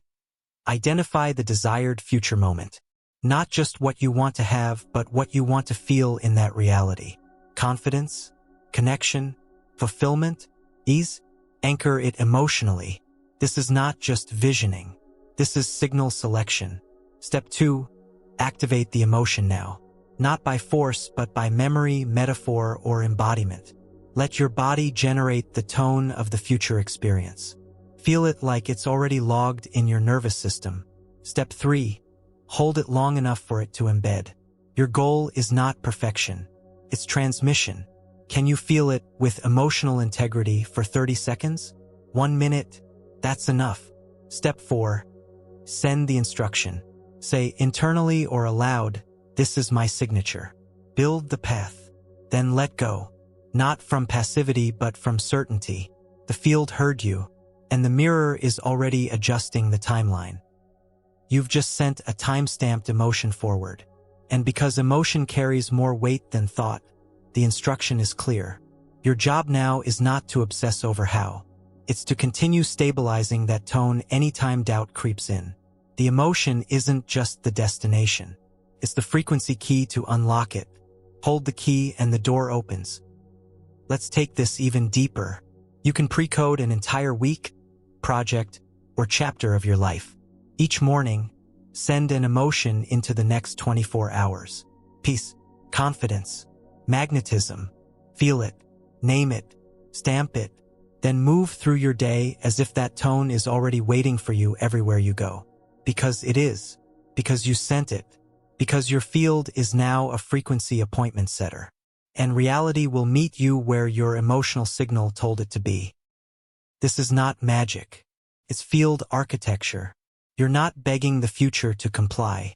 You're embedding it with emotional architecture strong enough to collapse uncertainty. And once the mirror begins to reflect that clarity, it accelerates. You'll notice outcomes happening faster than expected. That's emotional time travel at work. And the more often you do it, the more natural it becomes. Next, we will look at what happens when old frequencies interfere with your new codes. Because even if you're sending strong emotional instructions forward, you might still be harvesting outdated seeds. Let's identify and clear the lingering vibrations that silently sabotage your manifestations. We move forward. You've been planting new frequencies, tuning your emotions, sending clear instructions into your future. But if outcomes still feel blocked, if you keep tripping over the same resistance, it's not that your current signal is wrong. It's that older signals are still echoing. You are harvesting what you seeded long before you became aware of your power. And those echoes don't disappear just because you've changed. They run until completion unless you clear them. Every thought pattern, emotional signature, and nervous system default you've repeated over time became a stored code. And once stored, the mirror begins processing it. Even if you no longer feel that emotion today, the field might still be mid-broadcast, reflecting a delay caused by who you were 3 months ago, 3 years ago, or 3 decades ago. This is why change often feels laggy. You shift, you realign, you upgrade, but the reality around you seems slow to respond. That's not failure. That's frequency residue, and it can be cleared. Let's be very specific here. If you've lived most of your life in lack, anxiety, or unworthiness, and only recently begun broadcasting worthiness and peace, the field still has a backlog of past instructions to process, unless you cancel them. Not by force, by neutralization. The key is to stop emotionally identifying with those old instructions. The field doesn't need you to explain them. It just needs you to disown them and reclaim your signature now. Here's how you do it. Step 1. Identify your harvest. Ask, what result in my life right now feels like it doesn't match who I've become? Be honest. It could be a financial plateau, a repeating relationship dynamic, a constant background stress. That's your echo. Step 2. Trace it back to the old frequency. Ask, what emotional state used to dominate me that matches this current reflection? Maybe it was scarcity, or people-pleasing, or fear, or hypervigilance. Name it clearly. You're identifying the source code. Step 3. Speak disassociation into the field. Once you've located the outdated emotion, say this with full energetic clarity. This outcome is no longer mine. This was seeded by an older version of me, not the one I am now. I neutralize it. I release its instructions. I stabilize in my updated code. Feel it as you say it. This isn't magic. It's emotional cancellation. Step 4. Replace it immediately. After clearing the echo, insert the new frequency. Ask, what result do I want to reflect now? Feel that state in your body. Embed it. Hold it. That is now your new field anchor. You can do this daily. Each morning, ask, what echoes am I ready to stop harvesting? Then cancel the old orders and place new ones emotionally, consistently, and with certainty. This keeps your mirror clean, because a clear mirror reflects fast. Also, be mindful of subconscious loyalty to old frequencies. Sometimes we don't want to let go of the echo because it gave us identity. I'm the survivor. I'm the fighter. I'm the one who always overcomes. Those are emotional brands, and they're powerful, but they also keep looping patterns alive. If you want to live beyond struggle, you have to stop identifying with the version of you that only knows how to thrive in hardship. You don't have to suffer to be strong. You don't need chaos to be worthy. You can let those old frequencies expire. And when you do, the mirror finally starts reflecting the you you've been becoming. Now that the echoes are clearing, it's time to tune the full spectrum of your broadcast. Let's go beyond thoughts and emotions and bring your physical body, your breath, and your posture into alignment. Next, we explore the power of full field coherence and how your body is broadcasting far more than you think. Let's continue. You've been refining your thoughts. You've been tuning your emotions. You've been stabilizing new frequencies. But if your results still feel inconsistent, there's one piece you may be missing: your body. Because your physical presence, breath, posture, tone, energy is part of your broadcast. And the field reads it just as clearly as it reads your feelings. This is full field alignment. And it's non-negotiable if you want instant, stable, and accurate reflections. Let's be clear. You cannot fake alignment. If your mind says, I am ready, but your body is slumped, your breath is shallow, your tone is hesitant, the field picks up on the dominant signal. And the dominant signal is always the one that includes the most consistent energy. Often it's your body, because your body holds the most repetition. You've practiced certain ways of standing, breathing, and speaking for years.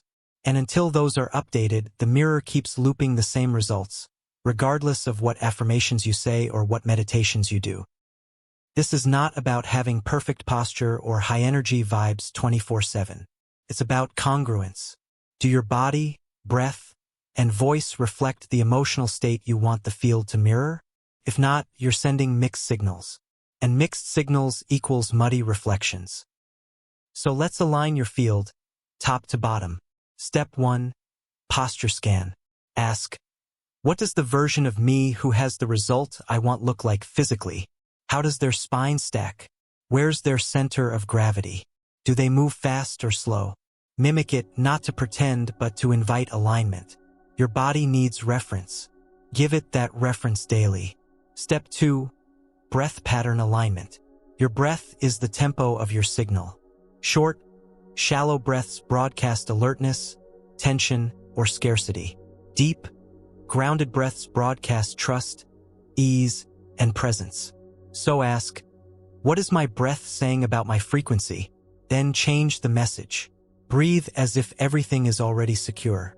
Because to the field, breath is louder than belief. Step 3. Voice calibration. Listen to how you speak. Are your words fast, clipped, urgent, or calm, warm, steady? Are you explaining yourself constantly? Are you overexpressing to convince others or yourself? Your tone either affirms your alignment or betrays your insecurity. Start matching the rhythm, cadence, and confidence of someone who expects the mirror to reflect their code without question. Because that expectation is part of the broadcast. Here's where it gets powerful. Your body can lead your frequency, not just reflect it. If you wake up in a funk and your thoughts are scattered, you can shift your entire field by changing your breath and posture for 2 minutes. That's not pretending. That's manual override. You're not faking the vibe, you're accessing it through the body first.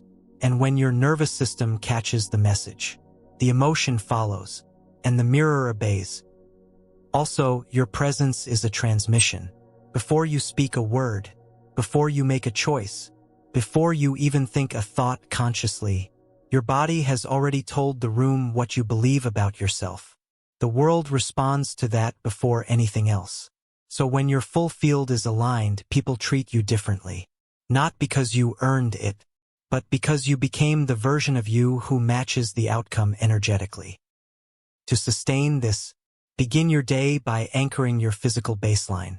Recalibrate posture and breath before every important interaction. Catch yourself slumping into the old identity, and correct gently without judgment. Treat every micro-movement as a message to the mirror, because that's what it is. The field is watching your alignment, not your effort. And when the signal is clean from thought to emotion to body, reality responds with precision, fast. Now that your full field is in sync, you're ready for precision-level emotional tuning. We'll now explore how to identify and access exact frequencies that the mirror responds to most strongly, and how to use emotional accuracy like a laser to shape your world. Let's go forward. You know alignment matters. You know your vibe shapes your mirror. But here's where most people fall short. They're broadcasting vague emotions. I feel good. I'm staying positive. I'm trying to feel abundant. But the field doesn't respond to broad signals. It reflects precise ones. Because every reality outcome, love, wealth, impact, flow has a matching emotional frequency. And unless your field is tuned to that exact frequency, the mirror can't lock onto it. Welcome to emotional precision. Let's make this tangible. Abundance is not the same as happiness. Confidence is not the same as excitement. Groundedness is not the same as calm. These are different emotional signals, and they produce entirely different outcomes. Your job is not just to feel better. Your job is to feel specifically aligned with the reality you're calling in. Otherwise, you're flooding the field with mixed inputs, and mixed inputs create distorted reflections. Think of your emotional field like a laser. A scattered laser beam loses power. A focused one cuts through metal. Your frequency must be that focused. Not intense. Not high energy. Just clear. Clarity is power in this field. So how do you achieve emotional precision? Step 1. Identify the emotional signature of your desired outcome. Let's say your goal is financial abundance. Ask, what emotion would I feel if that was already normal? Maybe it's security, stability, generosity, expansion. You're not trying to feel rich. You're identifying the felt state that money would amplify. And that's your target frequency. Step 2. Distill it. Get hyper-specific. If you say freedom, define it. What does freedom feel like in your chest? In your breath? In your spine? Give your nervous system something to rehearse. That's how you begin embodying precision. Step 3. Practice one frequency at a time. Stop trying to feel 10 good things at once. Focus. Pick one emotional tone. Hold it for 60 seconds. Let it saturate your field. That's enough to begin reshaping the mirror. Step 4. Stabilize. Precision isn't about momentary spikes. It's about consistency of tone. Even if it's subtle, can you hold one clean emotion longer than your old habits? That's what tells the field, this is my new code. Here's what happens when you get precise. Your manifestations arrive faster. Your conversations shift. Your opportunities reorganize. Your relationships mirror your tone. Because the mirror isn't confused anymore. You're not broadcasting, I want this, but feeling, I fear it won't happen. You're tuned to the exact frequency of the result. And the mirror has no choice but to match it. Also, precision exposes sabotage. You'll notice how quickly your old nervous system wants to jump off a clear frequency. That's fine. Don't fight it. Just bring awareness. Every time you return to precision, you rewire. And the gap between signal and reflection shrinks. One more insight. Every result you want is a feeling in disguise. You don't want the partner, you want to feel deeply chosen. You don't want the money, you want to feel safe, powerful, and resourced. You don't want the visibility, you want to feel seen and valuable. Feel it now, accurately, and the reflection becomes inevitable. You're ready to test this. Next, we will go from theory to application and show you how to manifest tangible results in under 30 seconds. You're about to see the real-time power of focused emotional broadcast. Let's keep going. You've tuned your frequency. You've stabilized precision. You've aligned your field. Now let's activate it. Let's create real-world proof.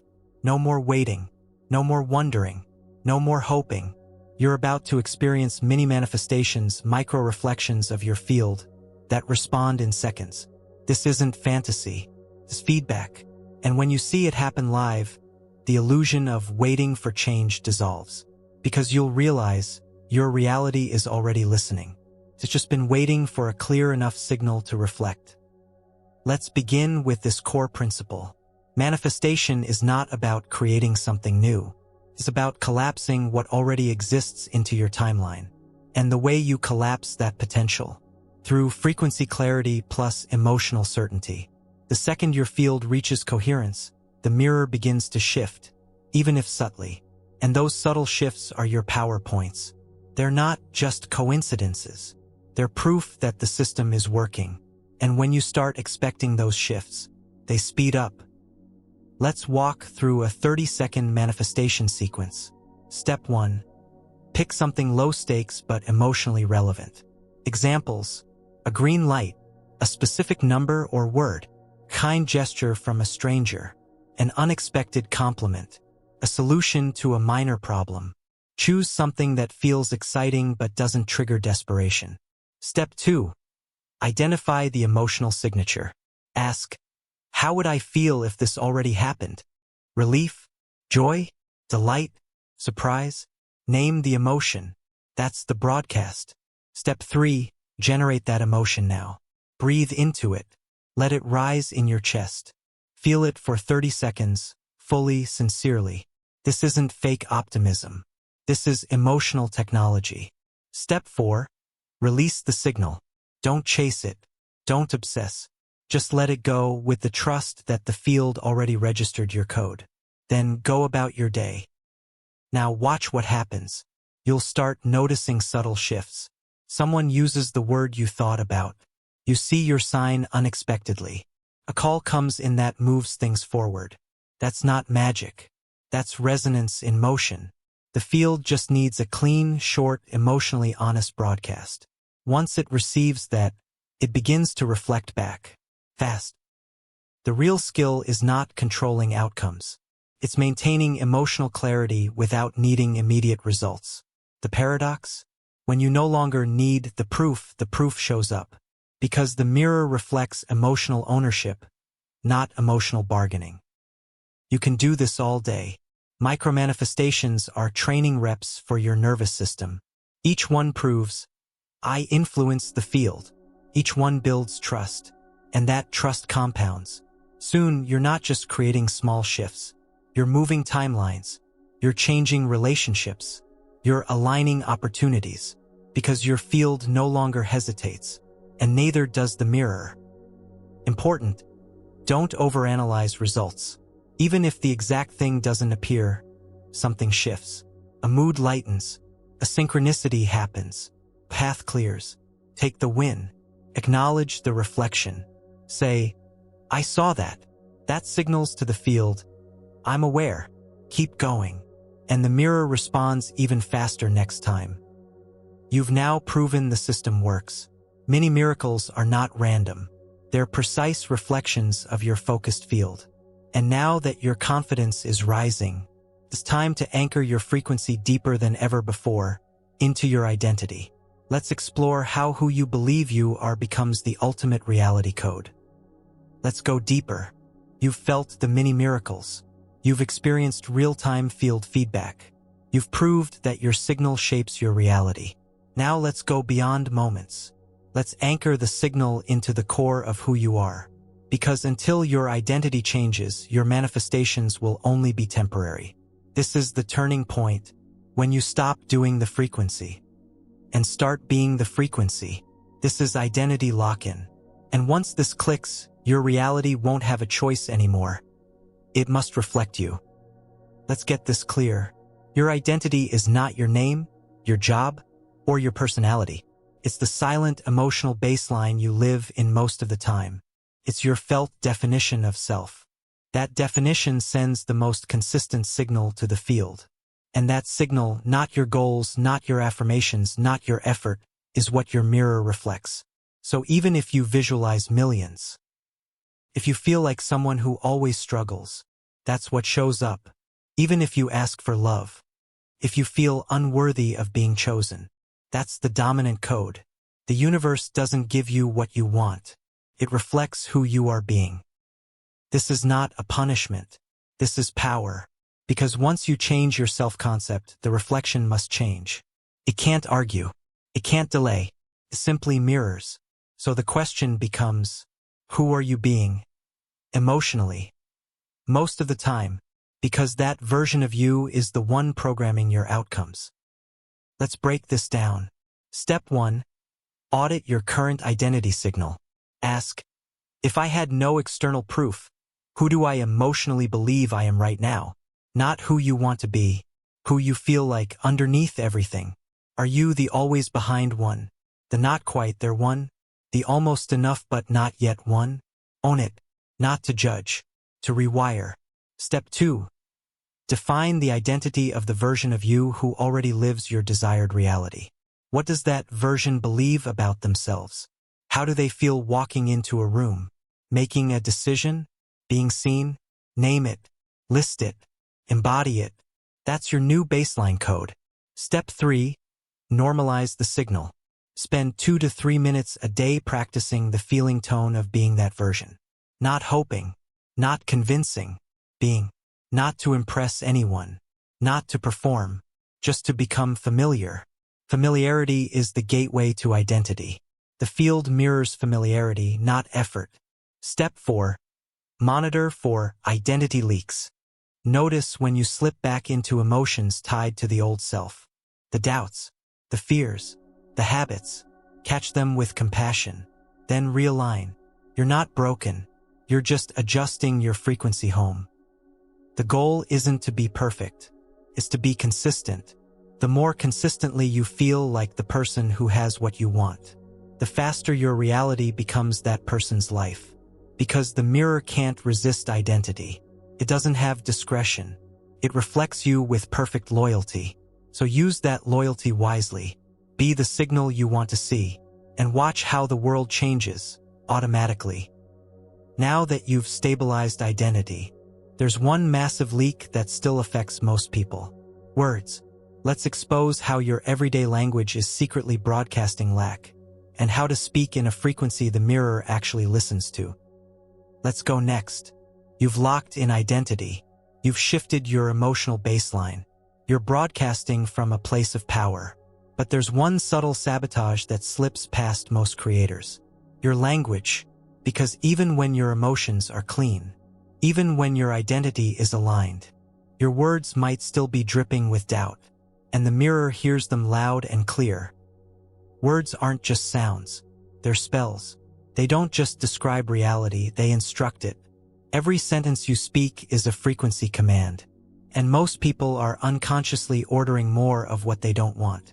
By speaking from their past or their fear. I'm trying to make it work. I just hope it shows up soon. We'll see. I never get that lucky. Maybe if I'm consistent this time. These phrases seem harmless, but they're energetically loud. They scream uncertainty, lack, and delay, and the mirror, loyal as ever, reflects that code. Let's get surgical. Every word has a vibration. Some pull reality toward you. Some push it away. Your job now is to eliminate the language of confusion and install the language of clarity, not just in public, in private, not just around others, in your own internal dialogue, because your nervous system listens to your mouth, and the mirror listens to both.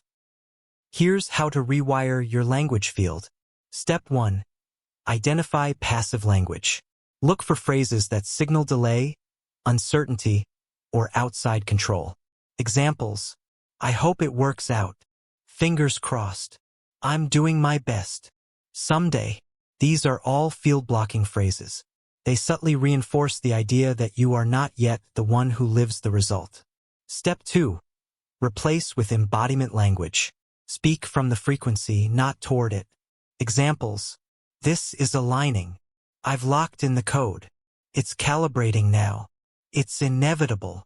These statements aren't arrogance. They're emotional leadership. They tell your nervous system, we are already it, and the field reflects that tone. Step 3. Watch the small talk. How do you speak casually? When people ask how you're doing, do you downplay your power? Do you joke about being tired, broke, unlucky, stuck? That's not humor. That's unconscious reinforcement. And the mirror listens, especially when you're casual, because that's when your guard is down. Step 4. Speak to calibrate, not to convince. You're not using affirmations to make something happen. You're using aligned language to hold a frequency. Speak as if reality is already responding, because it is, even if the mirror hasn't caught up yet. Your tone will determine how fast it does. Let's be clear. This isn't about toxic positivity. It's about emotional clarity. You don't have to lie. You don't have to fake happiness. You just have to stop broadcasting contradictions. If you say, I'm abundant, but end the sentence with, I just need to figure out how to pay rent next week, the mirror gets confused. Clarity matters more than positivity. So speak truthfully, but from the version of you that expects reality to match. That's power. Your new mantra? If I wouldn't want the mirror to reflect this, I won't speak it. Let that guide you, and the mirror will follow. Now that your words are aligned, it's time to explore the most powerful frequency of all, the one you transmit without doing or saying anything. Let's talk about the silent broadcast, and why your presence is shaping outcomes before you even enter the room. Let's keep going. You've refined your words. You've aligned your identity. You've tuned your field with precision. Now we turn to the most overlooked, yet most powerful form of communication in the manifestation process. Your silence. Your energy in stillness.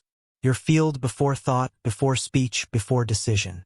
Because while actions move matter, and words frame reality, it's your silent transmission that sets the tone for how the mirror responds. This is the silent broadcast, and it's always on. Most people think they're manifesting through what they say and do, but the real shaping of your reality happens before you say or do anything. It happens in your presence. not the performance of your presence. The tone beneath it, that energetic atmosphere you bring into a space, that low-hum signal you carry into a meeting, that subtle feeling of you others sense before you even speak. That's the silent broadcast, and the mirror responds to that faster than any affirmation, ritual, or vision board. Let's strip this to the core. You don't get what you say you want. You get what your presence tells the room and the field you expect. If you walk into a situation carrying the emotional tone of lack, fear, or inferiority, even if you speak powerfully, the mirror reads the truth. If you enter with a calm, grounded expectation of alignment, even in silence, reality bends. Because presence precedes performance, and presence informs performance. Let's learn how to shape that silent signal. Step 1. Begin your day in broadcast awareness. Before speaking, before doing, feel into the question, what is my field saying right now? Don't analyze, just sense. Tight, calm, scattered, magnetic, whatever it is, that's the default broadcast. From there, adjust. Step 2. Train quiet influence. Spend 2 minutes a day in stillness, not meditating to escape thought, but embodying a frequency. Feel safety, power, enoughness, magnetism, without needing to do anything about it. That's silent training. That's energetic leadership. Step 3. Notice field reactions. Start observing how people respond to you before you say anything. Do they open up? Mirror your posture? Pull toward you or away? This is real-time feedback on your signal. Don't take it personally. Use it as data. Step 4. Hold the tone. Even when the room is chaotic. Even when results seem slow. Even when you feel invisible. Your job is to maintain field coherence. Not because the room needs it, but because it tells the mirror, this is the new code. Sustain it. The goal isn't to force presence. It's to relax into your natural field and refine it. You don't have to project confidence. You become still in trust. You don't have to command a room. You let your field speak before you do, and people feel it. They won't know why. They'll just respond, because coherence is irresistible. One more insight: the more still your internal broadcast becomes, the more dramatically the mirror sharpens. Not because stillness is special, but because it's signal purity. All noise gone, all distortion dissolved, just the true tone of your becoming, and the mirror reflects that without delay. Now let's explore what happens when your thoughts, emotions, and energy aren't aligned. Because even if your presence is strong, if there's contradiction inside, the mirror stays fuzzy. Next, we unify the internal broadcast and show you how to lock in full coherence. Let's move forward. You've discovered your silent broadcast. You've felt the power of nonverbal presence. But to fully stabilize your reflection, you must go deeper. You must create internal coherence. This means your thoughts, emotions, and energy all send the same signal. No more contradiction. No more mixed broadcast. No more fragmented field. Because when all parts of you are saying yes to the same frequency, the mirror doesn't hesitate. It responds instantly. Let's define it simply. Internal coherence is energetic agreement. Your conscious mind isn't saying one thing while your nervous system whispers another. Your body, thoughts, and field are locked into one emotional truth. And when that truth is clean, your reality reshapes rapidly. Because the field no longer needs to wait and see what you really mean. The signal is consistent, aligned, undeniable. But here's the catch. Most people aren't broadcasting one tone. They're broadcasting 3 at odds with each other. A thought that says, I deserve more. A nervous system that says, it's not safe. An emotional state that says, I don't believe it. That creates frequency static. And the mirror reflects static. Not from punishment, but from confusion. You haven't said yes as a whole. And the field doesn't override your fragmentation. Let's bring the pieces into sync. Step 1. Cognitive alignment, the mind. Write down your current thought-based beliefs about your desired outcome. Be brutally honest. Do you actually believe it's possible? Or do you hope it is? Get clear. Then rewrite the belief, but not as a fantasy, as a choice. Example, old thought, I'm not sure I'm ready for that level of visibility. New code, visibility supports my mission and is safe to hold. Say it. Feel into it. Repeat until the thought feels familiar. Step 2. Emotional agreement, the heart. Now check in emotionally. Can you hold the feeling of the outcome without tightening, doubting, or bracing? If not, there's a leak. Go slow. Access the emotion in small increments. Build tolerance. Emotional alignment isn't about hype. It's about quiet consistency. Step 3. Energetic confirmation, the body/field. Finally, check the nervous system. What happens in your breath when you imagine the result? What happens in your posture? If you slump, fidget, or tense, your energy hasn't caught up. Manually correct. Breathe as if it's already real. Stand as if it's safe to receive. This rewires the field's expectations. Step 4. Synchronize. Do all 3 mind, heart, body at the same time. Speak the belief. Feel the matching emotion. Hold the corresponding energy. Even for 90 seconds. That's coherence. That's signal clarity. That's when the mirror sharpens instantly. Coherence doesn't mean perfection. It means congruence. It means every part of you is facing the same direction. Even if you wobble later, the field remembers coherence, and it reorients faster next time. You can practice this throughout the day, before a conversation, before making a decision, before sending a message, before walking into a space. Ask, are all parts of me aligned right now? If yes, proceed. If not, pause and recalibrate.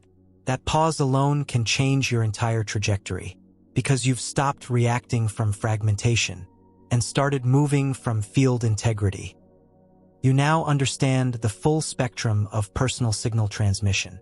But you're not the only one with a signal. Other people's frequencies can pull, drain, or distort yours if you don't know how to protect your field. Let's next uncover the contagion effect and how to guard your signal from external interference. We continue. Your field is tuned. Your coherence is strong. You're finally stabilizing your signal. But there's a hidden force that can undo everything if you're not careful. It's not doubt. It's not failure. It's not even fear. It's other people's energy, their unresolved emotions, their unconscious fear tones, their mirrored doubt patterns. You don't even need to talk to them. Just being around certain people can hijack your broadcast. This is the contagion effect. And if you don't know how to neutralize it, you'll keep getting reflections that don't belong to you. Let's break the illusion. Your frequency is not isolated. It's relational. You are constantly exchanging signals with the fields around you. At home, in meetings, on your phone, even across digital space. And if someone's field is louder, more emotionally charged, or more dominant than yours, your nervous system may unconsciously entrain to theirs. This isn't about being weak. It's about being unprotected. Your energy begins matching their signal. Not because you agree, but because your boundary is open. And when that happens, your mirror reflects their fear, their scarcity, their hesitation, and you think it's yours. Here's how to detect field hijacking. You leave a conversation feeling heavy, with no clear reason. You enter a space calm and grounded, but feel anxious 5 minutes later. You start second-guessing your decisions after talking to a specific person.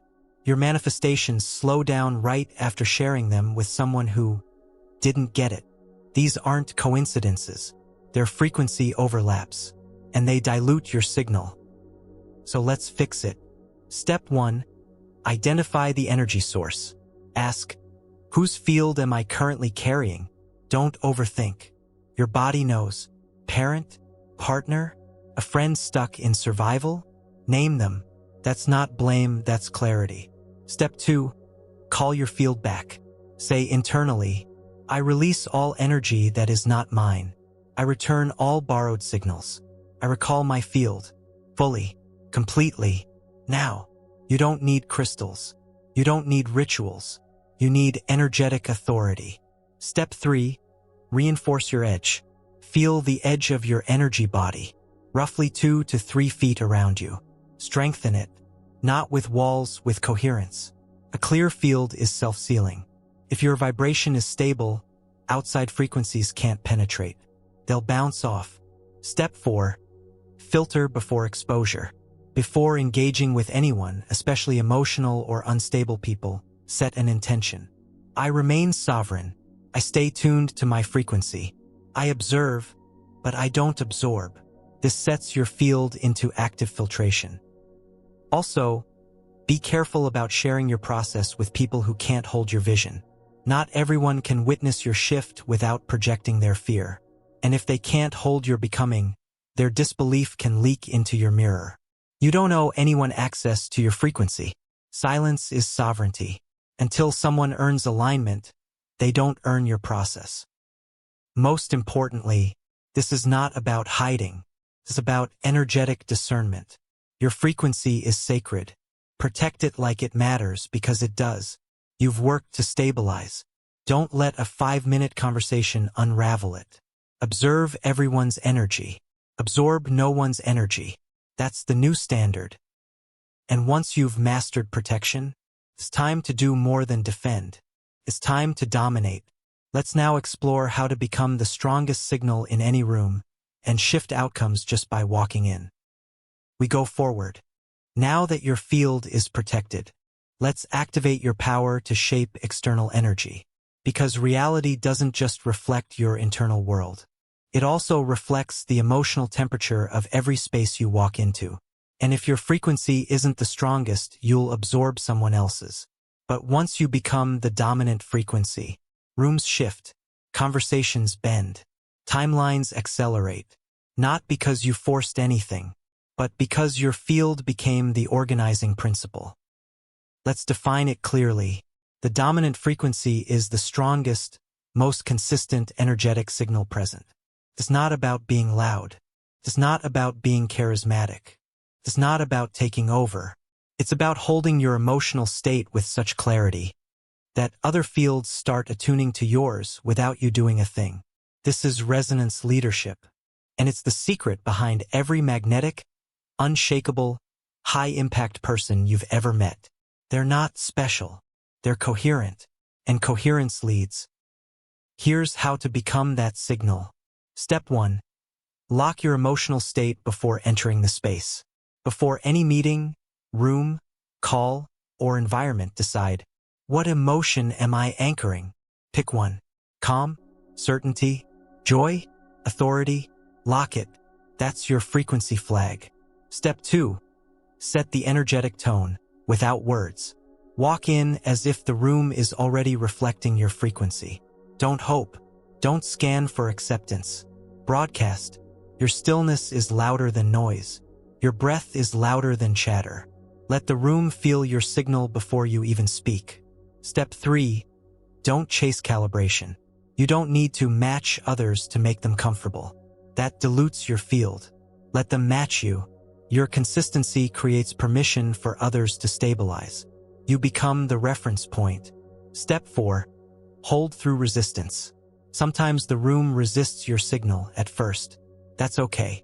Most people are addicted to chaos. When they feel calm energy, they'll either resist it or relax into it. Don't flinch. Hold the tone. Eventually, the frequency stabilizes around you. Not because you fought for it, but because you outlasted the noise. Let's talk about impact. When you hold dominant frequency, this happens. People mirror your emotional state. Conversations shift into alignment. You become lucky because environments start curving to meet your vibe. Decision makers trust you because coherence builds instant authority. Manifestations happen in groups because your signal activates others' fields. This is leadership without effort. It's influence without control. It's presence without performance. But don't mistake dominance for pressure. You're not overpowering anyone. You're just being so aligned, so clean, so clear, that the mirror has to reshape. People feel safer around you, more seen, more regulated, because they've entered the field of someone who's anchored. And yes, this works digitally. Your frequency transmits through text, video, audio, even silence. If your field is consistent, people feel you even through a screen. They won't know why. They'll just say things like, "You have a presence. I feel calmer when I talk to you. I just knew this was going to work." That's resonance. That's real power. So now the question becomes, how do you maintain dominance when chaos rises around you? How do you shield your mirror from the noise of crisis, stress, and overwhelm? Next, we reveal the mirror shielding techniques that keep your field sovereign, even in a storm. Let's continue. You've become the dominant frequency. You've felt your field shift entire rooms. But the real challenge isn't just influence, it's protection. Because power without protection is vulnerability. If you don't know how to shield your mirror, then even a moment of chaos in your environment can distort your reflection. This chapter is about field sovereignty. It's how you prevent external stress, emotional storms, and unconscious projections from infecting your signal. Because the mirror is loyal, not selective. If you let stress in, it reflects stress back. But when your shield is up, your field stays clean. And clean fields manifest faster. First, let's destroy the myth. Protection doesn't mean isolation. It doesn't mean avoiding life. It doesn't mean hiding from people. It means maintaining field integrity in any environment, even when it's chaotic. You don't run from distortion. You stand as the unmoved mirror, and the chaos reflects your stability instead of the other way around. Here's how the distortion sneaks in. You walk into a room with tension and feel yourself tighten. You scroll past fear-based content and absorb the panic. You talk to someone stuck in lack and suddenly feel off balance. You're exposed to urgency, pressure, or doubt and forget your signal. It's not that you're weak. It's that your shield wasn't active and the field absorbed static. Let's fix that. Step 1. Awareness is defense.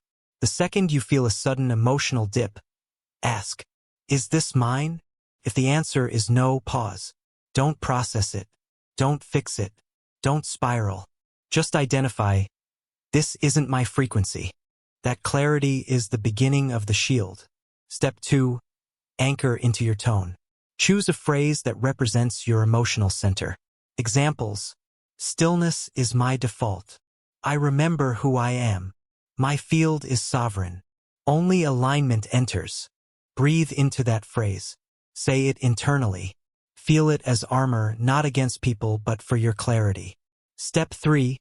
Activate your energetic filter. Visualize your field, that 2 to 3 foot radius around your body, lighting up. Set the intention. Only frequencies that match my dominant tone are allowed in. This is not imagination. This is emotional instruction. The field listens. Step 4. Recalibrate post-interaction. After a heavy conversation or environment, do a 60-second field reset. Exhale deeply 3 times. Shake out your body. Say, "I release all interference. I reset my signal." That's enough to clear the static. It's emotional hygiene. Also, avoid spiritual bypassing. Protection doesn't mean you never feel discomfort. It means you recognize discomfort as a signal, not an identity. You don't get pulled in. You acknowledge, release, and realign. This keeps your mirror accurate. Because when the world is chaotic and you stay clear, the mirror follows your lead. That's the edge. That's the power. And here's the bonus. The stronger your shield becomes, the less effort you need to protect. Eventually, your coherence becomes so stable that lower frequencies can't even enter. They dissolve on contact. That's when people say, "You're unbothered. You're unshakable. You're always calm." It's not a mood. It's a mirror shield. And you've built it.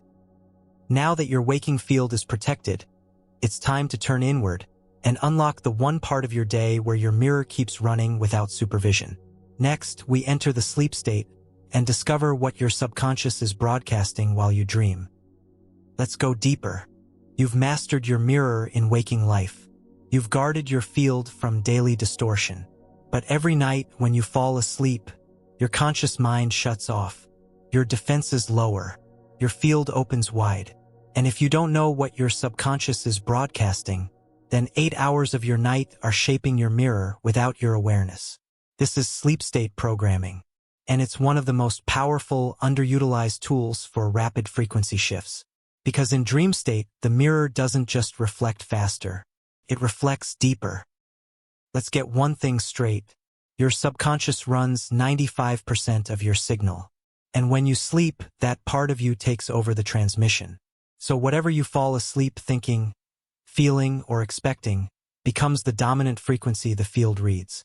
And that frequency continues broadcasting while you dream. That's why some people wake up heavy, even after a full night's sleep. Their subconscious was replaying lack. That's why others wake up energized, inspired, and clear. Their subconscious was locked into alignment. The difference? What they broadcasted before sleep. So how do you use sleep as a signal amplifier? Step 1. Evening audit. Before you close your eyes, ask, what emotion am I about to hand to my subconscious for the next 7 hours? If it's frustration, worry, or fear, pause. Don't fall asleep in that tone. Because the field won't wait until morning to start reflecting it. It's already listening. Step 2. Insert the upgrade. Pick one feeling you want your mirror to reflect tomorrow. Confidence, ease, joy, certainty, love. Hold that emotion in your body as you lie down. Breathe into it. Let it settle. Don't force. Just feel like it's already done. That's the broadcast. Step 3. Use sleep commands. Whisper to yourself, tonight, I lock in my new frequency. While I sleep, my mirror updates. Every cell, every field, every thought realigns. And I wake up as the version of me who matches my highest reality. Repeat that slowly until you feel it as truth. It's not a ritual. It's a field instruction. Step 4. Keep inputs clean. The last 30 minutes before sleep are critical. Avoid scrolling, gossip, chaotic content, or conversations that stir up conflict. What you consume becomes subconscious code. And that code gets broadcast while your guard is down. Choose wisely. Also, sleep isn't passive. It's a calibration portal. In dream state, your subconscious is reorganizing memories, reinforcing beliefs, and preparing emotional signatures to manifest tomorrow. So treat sleep as sacred. Design your pre-sleep experience with the same intention you give your manifestations. Because you're still manifesting, you're just doing it with your eyes closed. And when you wake up, your first breath, your first thought, your first feeling, that's your broadcast confirmation. So don't check your phone. Don't react to external data. Take 30 seconds to feel the tone you intentionally set the night before. That tells the field, I remember who I am. And the mirror responds. You've now accessed your dream field. But what if you could go even further? What if you could pre-code your future and pull it into the now with such intensity that the mirror has no choice but to catch up? That's what we do next. We shift into future frequency tuning and learn how to become the version of you whose desires are already real. We move forward. You've unlocked sleep state programming. You've handed the subconscious the wheel. You've started broadcasting without effort. Now we amplify. You've heard of visualization. You've heard of scripting. But what you're about to learn is something far more powerful and far more direct. Future frequency tuning. This is the process of emotionally becoming your future self now. Not imagining them, not journaling about them, but shifting into their felt frequency so completely that the mirror begins reflecting their world, not yours. Here's the key shift. Most people try to manifest by describing what they want. But they never shift who they are while describing it. They're still operating from the frequency of lack, even while affirming abundance. That's why the mirror delays. The signal is mismatched. The mirror can only reflect what's dominant, not what's described. So we stop describing. We start tuning. Tuning isn't thought. Tuning is state. It means locking into the emotional tone of a version of you whose dream is normal, not new. Not exciting, normal, because when it's normalized emotionally, the mirror delivers it. That's the law. Let's break it down.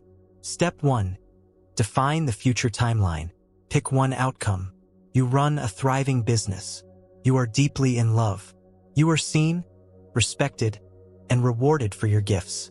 You are at peace with your body, your path, your purpose. Now ask, what does that version of me feel like every morning? Not what do they have? What do they feel? Get specific. I feel clear. I feel chosen. I feel settled. I feel steady. I feel soft. I feel unstoppable. Now pick one frequency. That's your tone. Step 2. Practice it in your nervous system. Don't just close your eyes and imagine it. You must embody it. Breathe like they breathe. Stand like they stand. Speak like they speak, even silently. For 60 to 90 seconds, live in the feeling. That's tuning. Step 3. Drop the story. You don't need to tell yourself a narrative of how it happened. That slows you down. Go straight to the state. Let the body feel the frequency without needing logical proof. This trains the mirror to catch up to your energy, not your logic. Step 4. Anchor it with repetition. Practice this tone 1 to 3 times a day. You don't need hours. 90 seconds of clean tuning is more powerful than 10 minutes of confused visualizing. Because the mirror doesn't reflect imagination. It reflects frequency. This is how you collapse timelines. Because when the field reads that you already are the version who has it, there's nothing to wait for. It brings the experience forward. And here's the secret. You don't even need the experience anymore. Because the emotion of it is already living in you. That's what magnetizes the moment. Bonus technique. The 3-minute future. Set a timer. Close your eyes. For 3 minutes, feel the most boring, normal, grounded day in your future reality. Don't dramatize it. Live it. Feel how unshocking it is to have what you used to want. That normalcy is magnetic. Because the mirror reflects what's emotionally stable, not what's emotionally hyped. You've just tuned your future. But even as you do that, old frequencies from the past may still be broadcasting without your consent. And if you don't clear them, they'll distort the mirror. Next, we reveal how to locate and dissolve past frequencies still influencing your present outcomes. Let's move forward. You're tuned to your future. You've felt what it's like to become the version of you who already has it. But sometimes, even with all that alignment, something old sneaks in. A delayed disappointment, a random obstacle, a subtle trigger that makes no logical sense. Why? Because the field is still reflecting old frequencies you haven't consciously cleared. This is the silent sabotage. And it's not punishment. It's delayed echo. What you felt 3 days ago, 3 weeks ago, even 3 years ago. If it wasn't resolved, it's still active. And if it's active, it's in the mirror queue. This chapter is about flushing it out. Let's be clear. Every emotion you experience sends a pulse into the field. And if that pulse is strong enough but not neutralized, it stays in circulation until it's reflected. Not to hurt you, to complete itself. The mirror is trying to keep you whole. But if you're unaware of what you've broadcast in the past, those echoes can feel like sabotage. They're not. They're just consequences.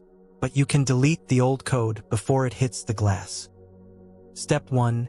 Backtrack the trigger. When something off shows up in your life, ask, what earlier emotion is this the reflection of? Was I doubting 3 days ago? Was I stressed last week and never released it? Did I fear this exact outcome and never resolved it? Find the original frequency. Your nervous system knows. Step 2. Acknowledge without attachment. Say, I recognize this reflection. It's not about now. It's a delayed mirror. I neutralize it by owning it. You're not avoiding. You're not fighting. You're completing. That ends the loop. Step 3. Release the expectation. Let the echo pass through. Even if you already shifted, some lagged results may still land. That's not failure. That's physics. The field is just flushing out old code. Let it finish. Hold your new tone. Step 4. Choose the override.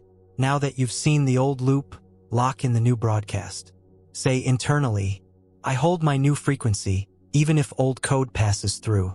I don't mistake the echo for my identity. I don't collapse into the reflection. I anchor into my now signal. That's leadership. That's emotional maturity. That's manifestation fluency. You're allowed to experience contrast. What matters is what you do with it. Contrast is a mirror check, not a punishment. You can see it, honor it, and still remain tuned to your chosen timeline. This is how you escape old cycles. This is how you stop recycling pain. This is how you teach the mirror to update faster. Because you're not stuck in the past, you're watching it leave. Let's summarize. The field reflects your most dominant broadcast. Old frequencies become current results if not cleared. You can collapse those echoes with awareness and override. You're not your old code unless you keep reacting from it. Now that the old frequencies are gone, let's fully activate your body, your breath, and your energy as conscious co-creators of your mirror. Next, we enter full field alignment and integrate every part of your system into one resonant force. We keep going. You've cleared the echoes of the past. You've tuned to your future. You're anchoring the now. But there's one piece left to bring into the equation. Your body. Because frequency isn't just something you feel. It's something you embody. And if your thoughts and emotions are saying yes, but your body is saying, I'm not safe, the mirror listens to the body. This is where full field alignment comes in. When your thoughts, emotions, breath, posture, and presence all speak one language, the mirror has no choice. It reflects fast, sharp, and with precision. Let's correct a misconception. Most people think alignment is just about beliefs or affirmations. But your nervous system is part of your broadcast. Your breath is part of your broadcast. Your spine, your shoulders, your voice tone, all part of it. If any of those channels are off, the signal is distorted. You don't get what you intend.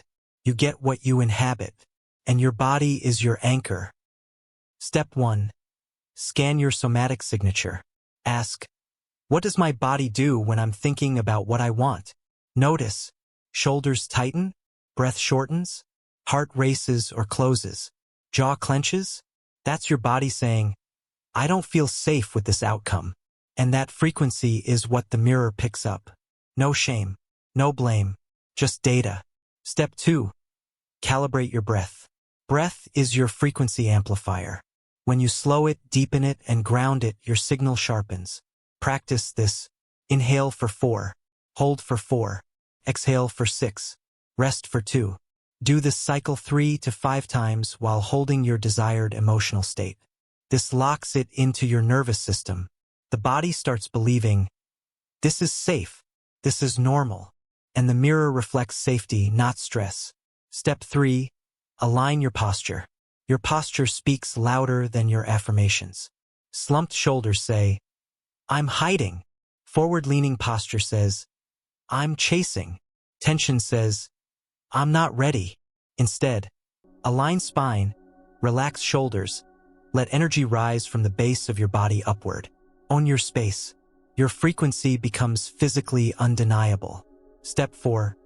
Anchor presence into your motion. Walk like someone whose desires are inevitable. Speak like someone whose outcome is already locked in. Move like someone who trusts time to catch up.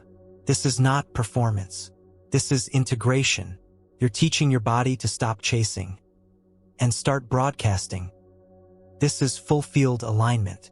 When your inner frequency matches your outer form, the mirror stabilizes instantly. You won't need to wait for a manifestation. It'll feel like stepping into a reality that was already yours, because your whole system is saying yes, not just your thoughts. A powerful bonus tool, the mirror walk. Each day, take 2 to 5 minutes to walk slowly in complete awareness. With each step, repeat internally, this is how I walk when I'm already living my next timeline. Not imagining, embodying. This physical sync drops the future into the now, and the mirror catches up. Now that your full field is aligned, it's time to go even deeper into emotional coding so precise your manifestations can't help but respond. Next, we fine-tune your emotional language into a frequency the universe can't ignore. We continue. Your field is now full body. Your breath, movement, and posture are locked in. You've become the signal.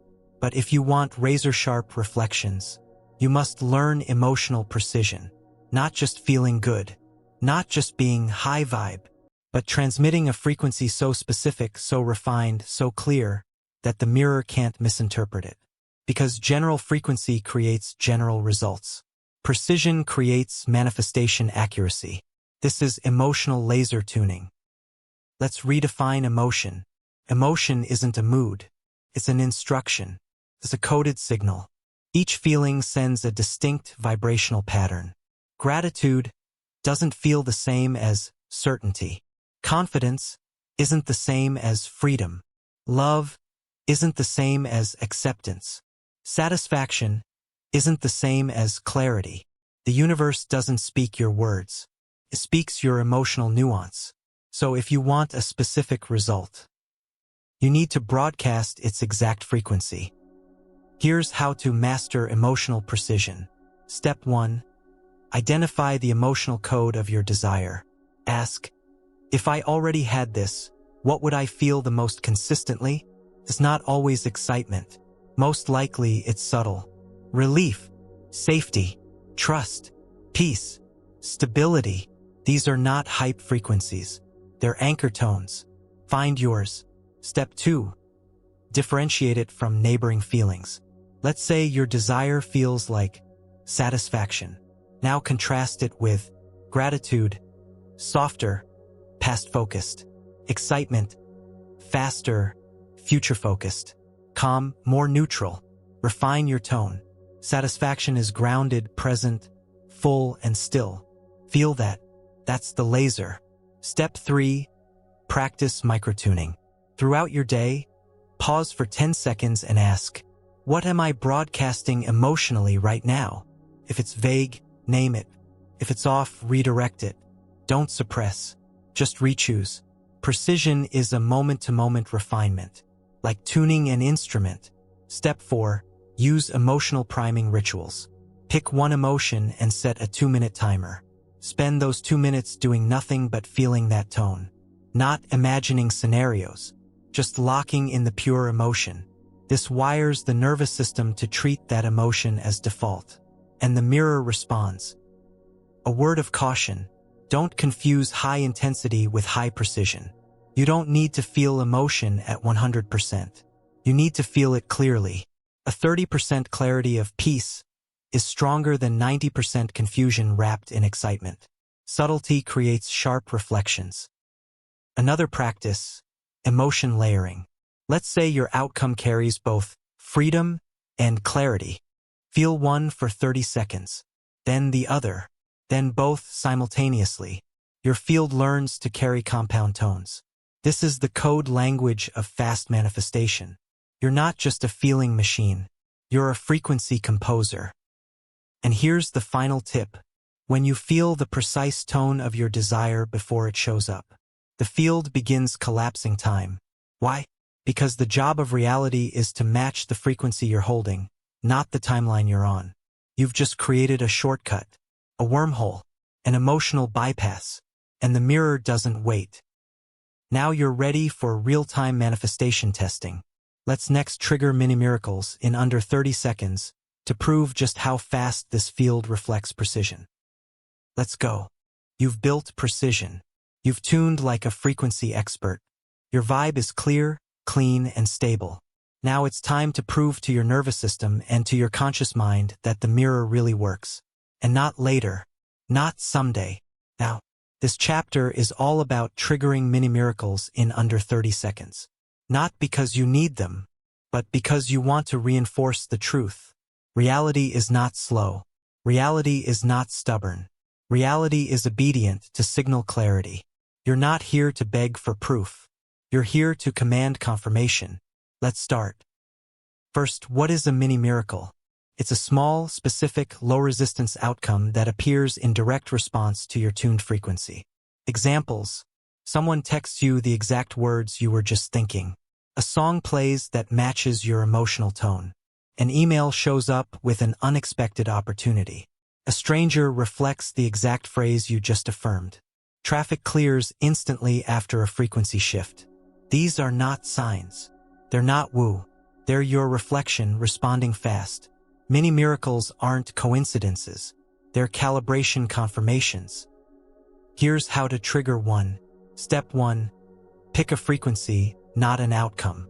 Instead of saying, I want a green butterfly to show up, say, I want the field to reflect my clarity. Now, tune into the emotion of clarity for 30 seconds. That's the broadcast. Step 2. Drop the need. Right after tuning, let it go. Don't look for proof. Just continue on, as if the signal already hit the mirror. This removes resistance. Mini miracles don't respond to pressure. They respond to play. Step 3. Notice without obsession. Throughout your day, stay lightly aware. You're not stalking results. You're scanning for synchronicity without effort. The moment you feel ease, openness, or joy, the field will echo back something aligned. Step 4. Track and confirm. When it happens, pause and say, this is my reflection. This is my proof. This is how fast reality responds when I'm clear. That's not arrogance. That's neural programming. You're teaching your subconscious. We create instantly now. It believes what it sees, so show it. Try this. Tune to ease, and watch traffic, lines, or conversations adjust. Tune to connection, and notice people warm up around you. Tune to abundance, and receive an unexpected gift, discount, or opportunity. Tune to power, and watch someone mirror back respect or deference. Again, these aren't coincidences. They're pings. And once your mind trusts that even small things respond immediately, it stops resisting the big things. Let's turn this into a daily practice. Morning, tune to your chosen tone. Midday, do a 30-second recalibration. Evening, review your mini miracle log. This keeps your nervous system in constant relationship with the mirror. And the mirror, it loves consistency. That's how luck becomes logic. That's how flow becomes standard. That's how desire becomes delivery. And once you've proven the field responds to your frequency, it's time to make that frequency your default identity. You're not just trying to manifest anymore. You're becoming someone the mirror can't ignore. Next, we lock your identity into your field so manifestation becomes automatic. Let's go. You've triggered fast reflections. You've seen your frequency work. You're playing with the mirror and it's playing back. Now we go from experiments to embodiment. You're not just broadcasting frequencies anymore. You're becoming them, because if you want lasting change, you don't just need emotional precision. You need identity lock-in. Your self-concept is your frequency floor. You will never rise consistently above how you see yourself. So we change that at the source. You're not here to tweak outcomes. You're here to rewire who the field thinks you are. Let's break the pattern. Most people try to attract what they're not prepared to hold. They think like a struggler, feel like a doubter, move like an unworthy version, but affirm success, clarity, or abundance. The mirror doesn't reflect affirmations. It reflects identification. And identification means, this is who I am now, not occasionally, not when you feel good, always. Step 1. Define your current identity baseline. Ask, what does my mirror currently believe I am? Not what you want, what you keep receiving. Look at your patterns. Struggling with visibility, likely identifying as not seen. Repeating financial friction, likely identifying as unstable. Constantly overlooked, likely identifying as invisible.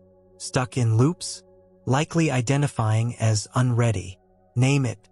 This is the version your mirror has memorized. And the mirror doesn't break habits. It reflects them until you shift. Step 2. Build the new identity field.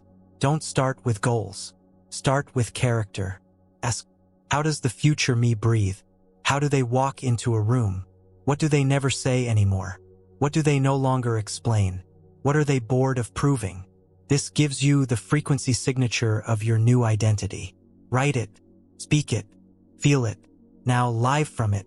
Step 3. Anchor it in micro decisions. You don't need to become a millionaire overnight.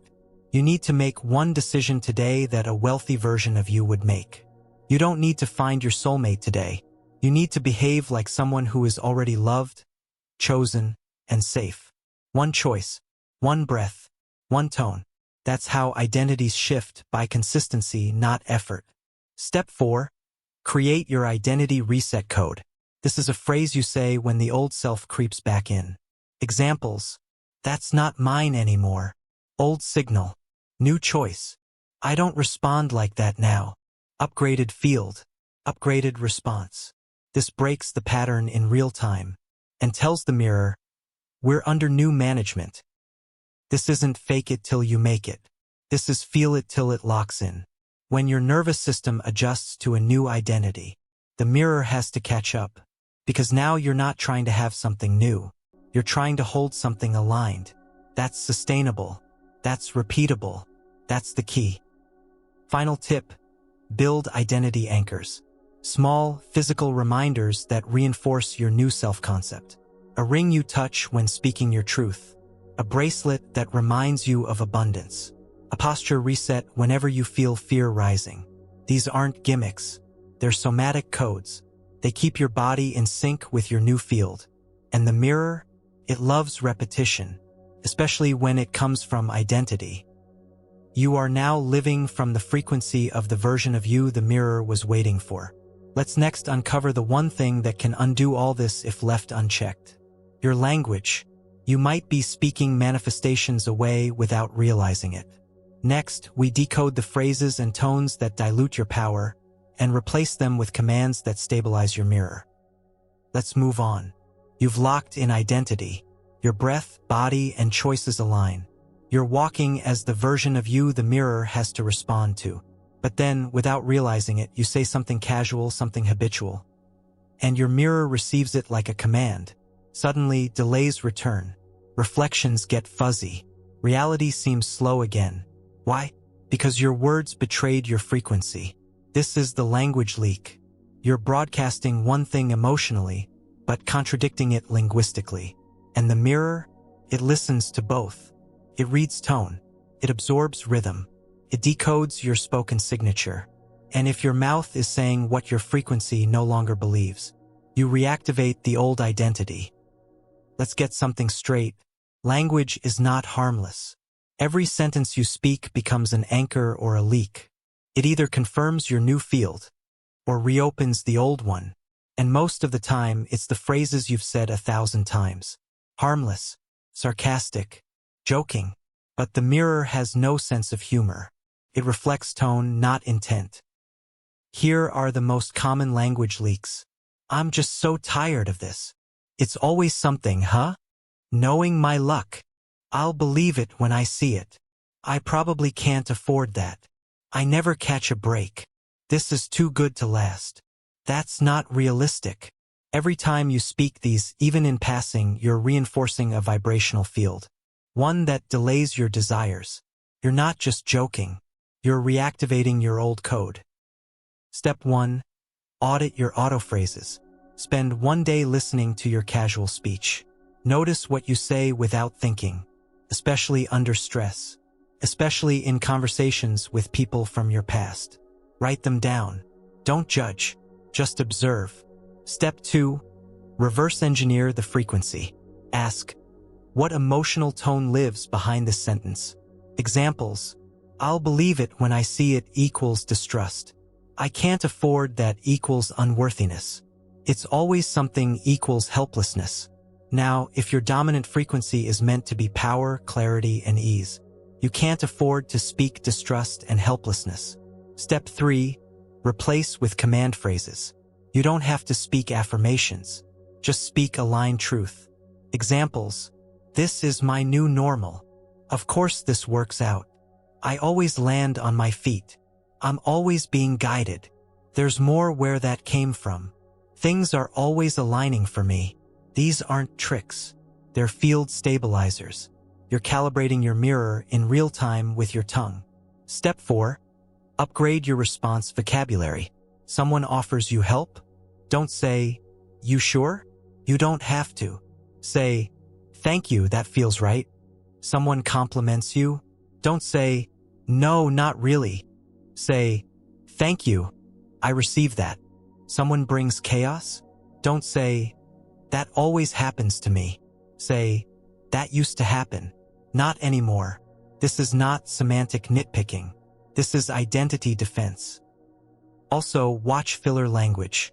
Phrases like, "I'm trying," "I hope so," "Fingers crossed," "I'm working on it," "We'll see," all suggest distance, ambiguity, doubt.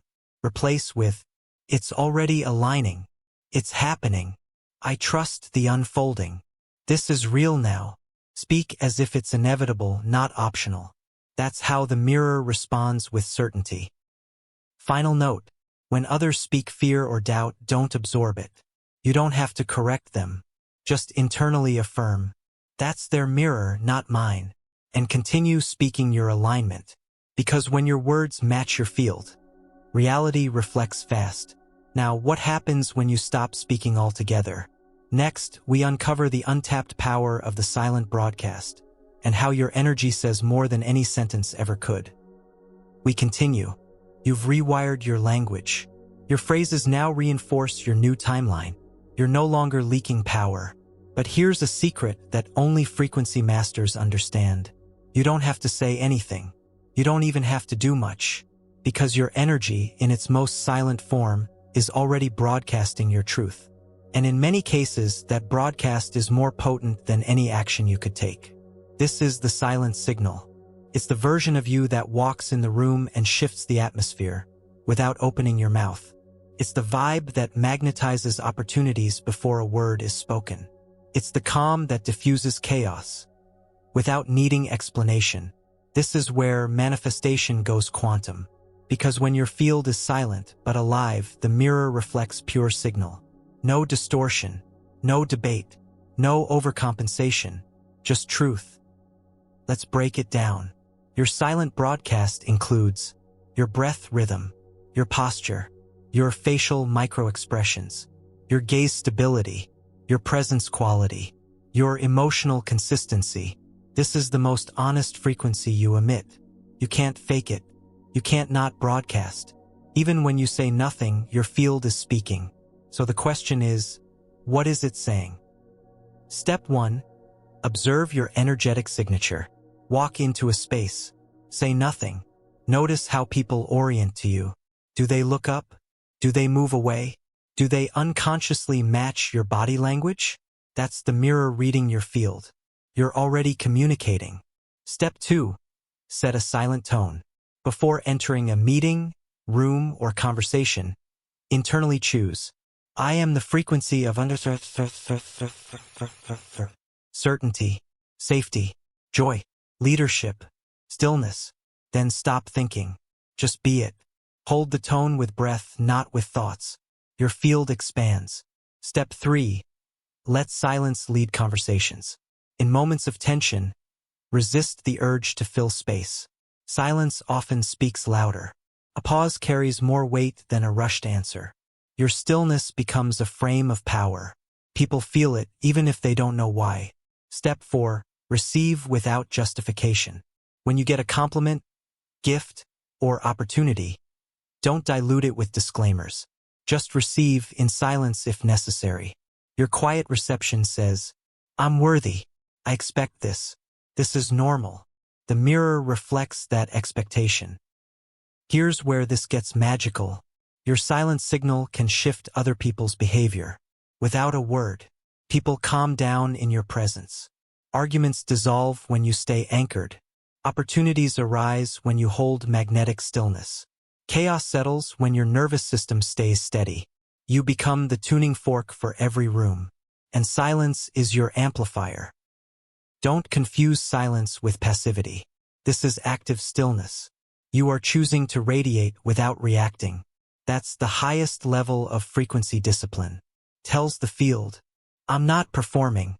I'm not chasing. I'm not negotiating." And the field respects that. Because when your words fall away and your energy speaks clean, the mirror reflects instantly. Now that your silent broadcast is activated, let's bring all of you into total coherence. Next, we align thought, emotion, body, and energy into one unstoppable signal the universe can't ignore. We go further. Your words are clean. Your silence speaks. You've become a living frequency. But true manifesting power doesn't come from just one part of you being aligned. It comes from all of you, thought, feeling, energy, and body, moving as one cohesive signal. This is internal coherence, the state where you're no longer broadcasting mixed messages to the mirror, where the field receives one clear, resonant command from your entire system, where manifestation becomes magnetic because there's nothing in you contradicting your signal. Incoherence is what creates delay. Coherence creates precision. When you're internally divided, the mirror hesitates. When you're whole, the mirror accelerates.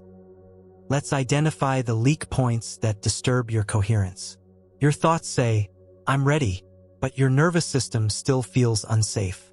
Your affirmations say, "I am abundant," but your emotions are quietly anchored in lack. Your posture reflects confidence, but your inner monologue screams doubt. The universe mirrors your dominant tone, always. And dominance comes from what's most consistent, not most visible. So even one incoherent layer can distort the signal. It's time to unify them. Step 1. Map your signal layers. List your desired reality. Example: I live in ease, abundance, and creative freedom. Now break it down. Thoughts: do my daily thoughts support this outcome? Emotions: what feelings arise when I think about having this now? Body: how do I hold myself when I speak this truth? Energy: is there resistance, hesitation, or anxiety in my field? Your weak point reveals the incoherence. Step 2. Address the lowest vibrational layer. You can only rise as high as your weakest link.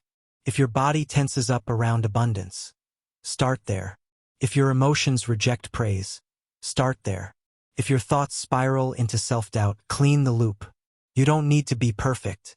You need to be in agreement. When all parts of you say yes, the field obeys. Step 3. Build a daily coherence ritual. Every morning, take 5 minutes to bring all layers into sync. Speak your chosen reality out loud. Feel the matching emotion in your chest.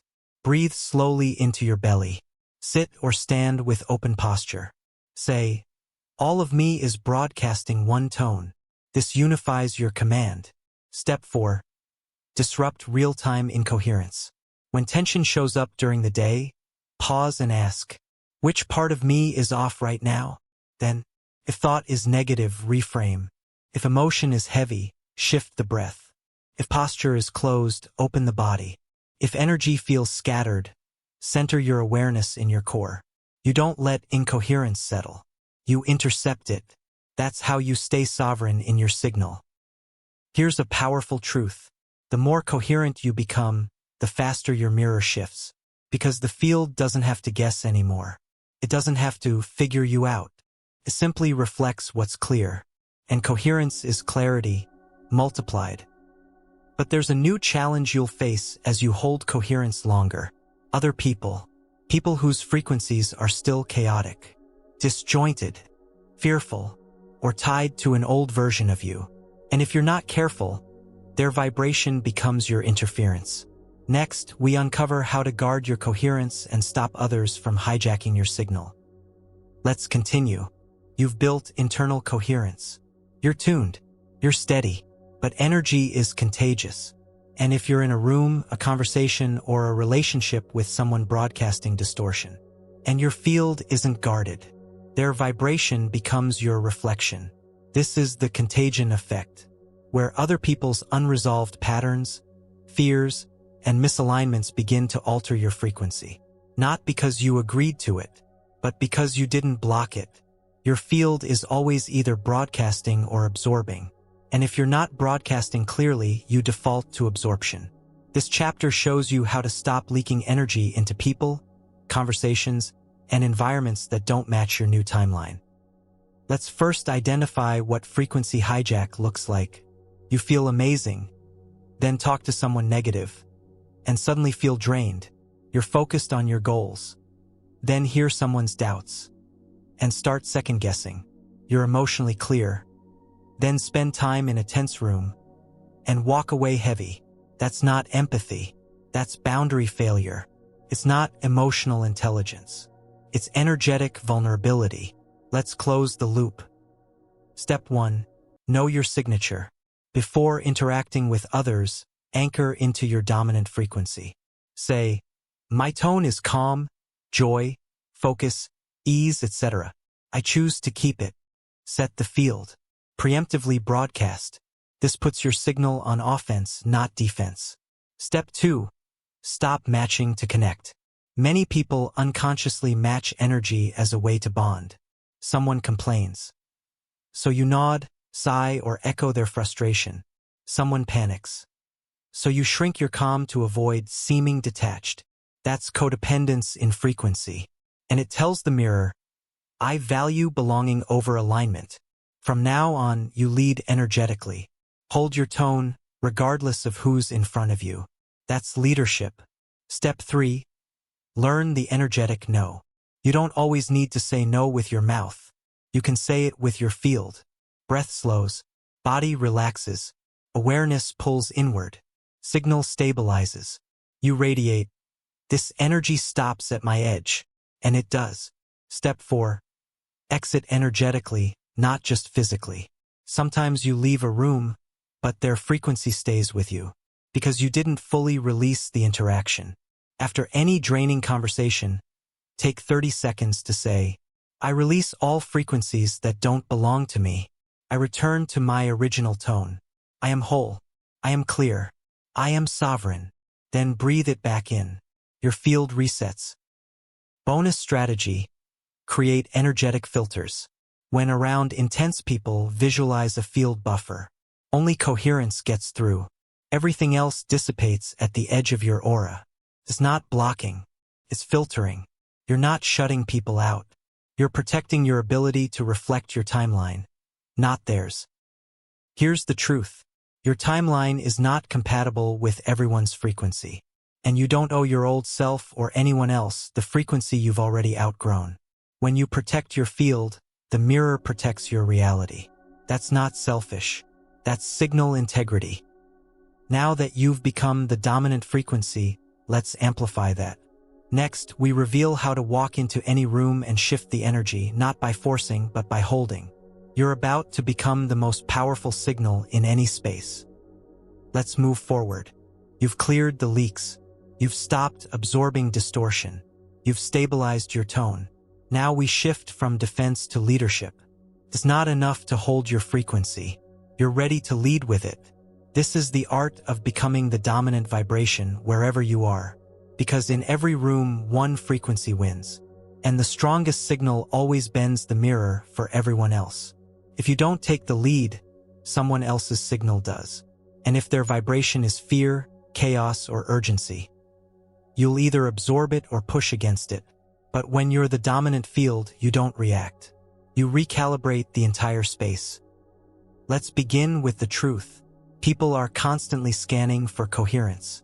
Most don't even realize it. But in every interaction, every group dynamic, every conversation, the nervous system is asking, whose signal feels safest to follow?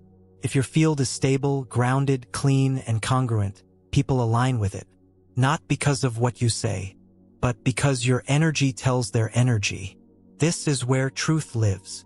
That's leadership. Step 1. Claim the energetic center. In any room, scan for the dominant tone. Is it anxiety, rushed energy, tension?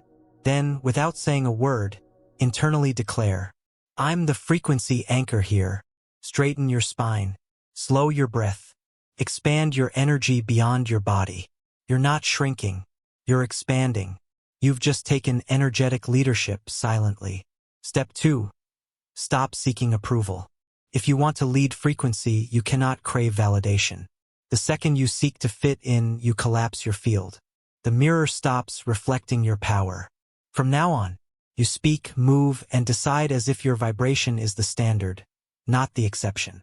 That's not arrogance. That's alignment. Step 3. Speak rhythm, not just words. The tone, cadence, and emotional velocity of your speech affects how the room receives your energy. When you speak from coherence, people feel calmer. Resistance dissolves. Attention naturally returns to you. So before you speak, stabilize. Let silence lead, then insert clarity. Your words land differently when your field is in command. Step 4. Don't magnetize. Never adjust your vibe downward to avoid making others uncomfortable. Let your peace be loud. Let your certainty be still. Let your expansion be contagious. You're not intimidating. You're demonstrating what coherence feels like. And most people are starved for that. Here's a powerful technique. The 3-point frequency lock. Heart, feel compassion without absorbing chaos. Spine, stay upright without rigidity. Breath, let it stay deep, even in tension. Hold those 3 and you become immovable energetically.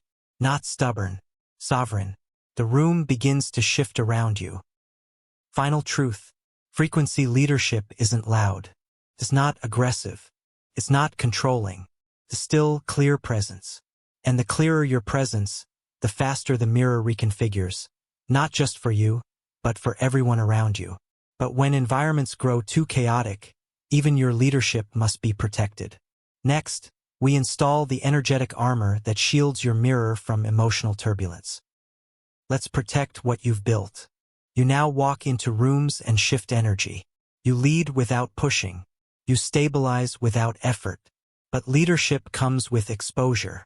The more visible your signal becomes, the more energy it attracts, and sometimes the more it threatens. And not everyone knows how to meet a coherent field without reacting. Some try to pull you back down. Some unconsciously challenge your stillness. Some release chaos because your clarity exposes their dissonance. You're not here to fight that. You're here to shield from it, cleanly, without closing your heart. This is mirror shielding, protecting your signal while staying fully open. Let's clear up a myth.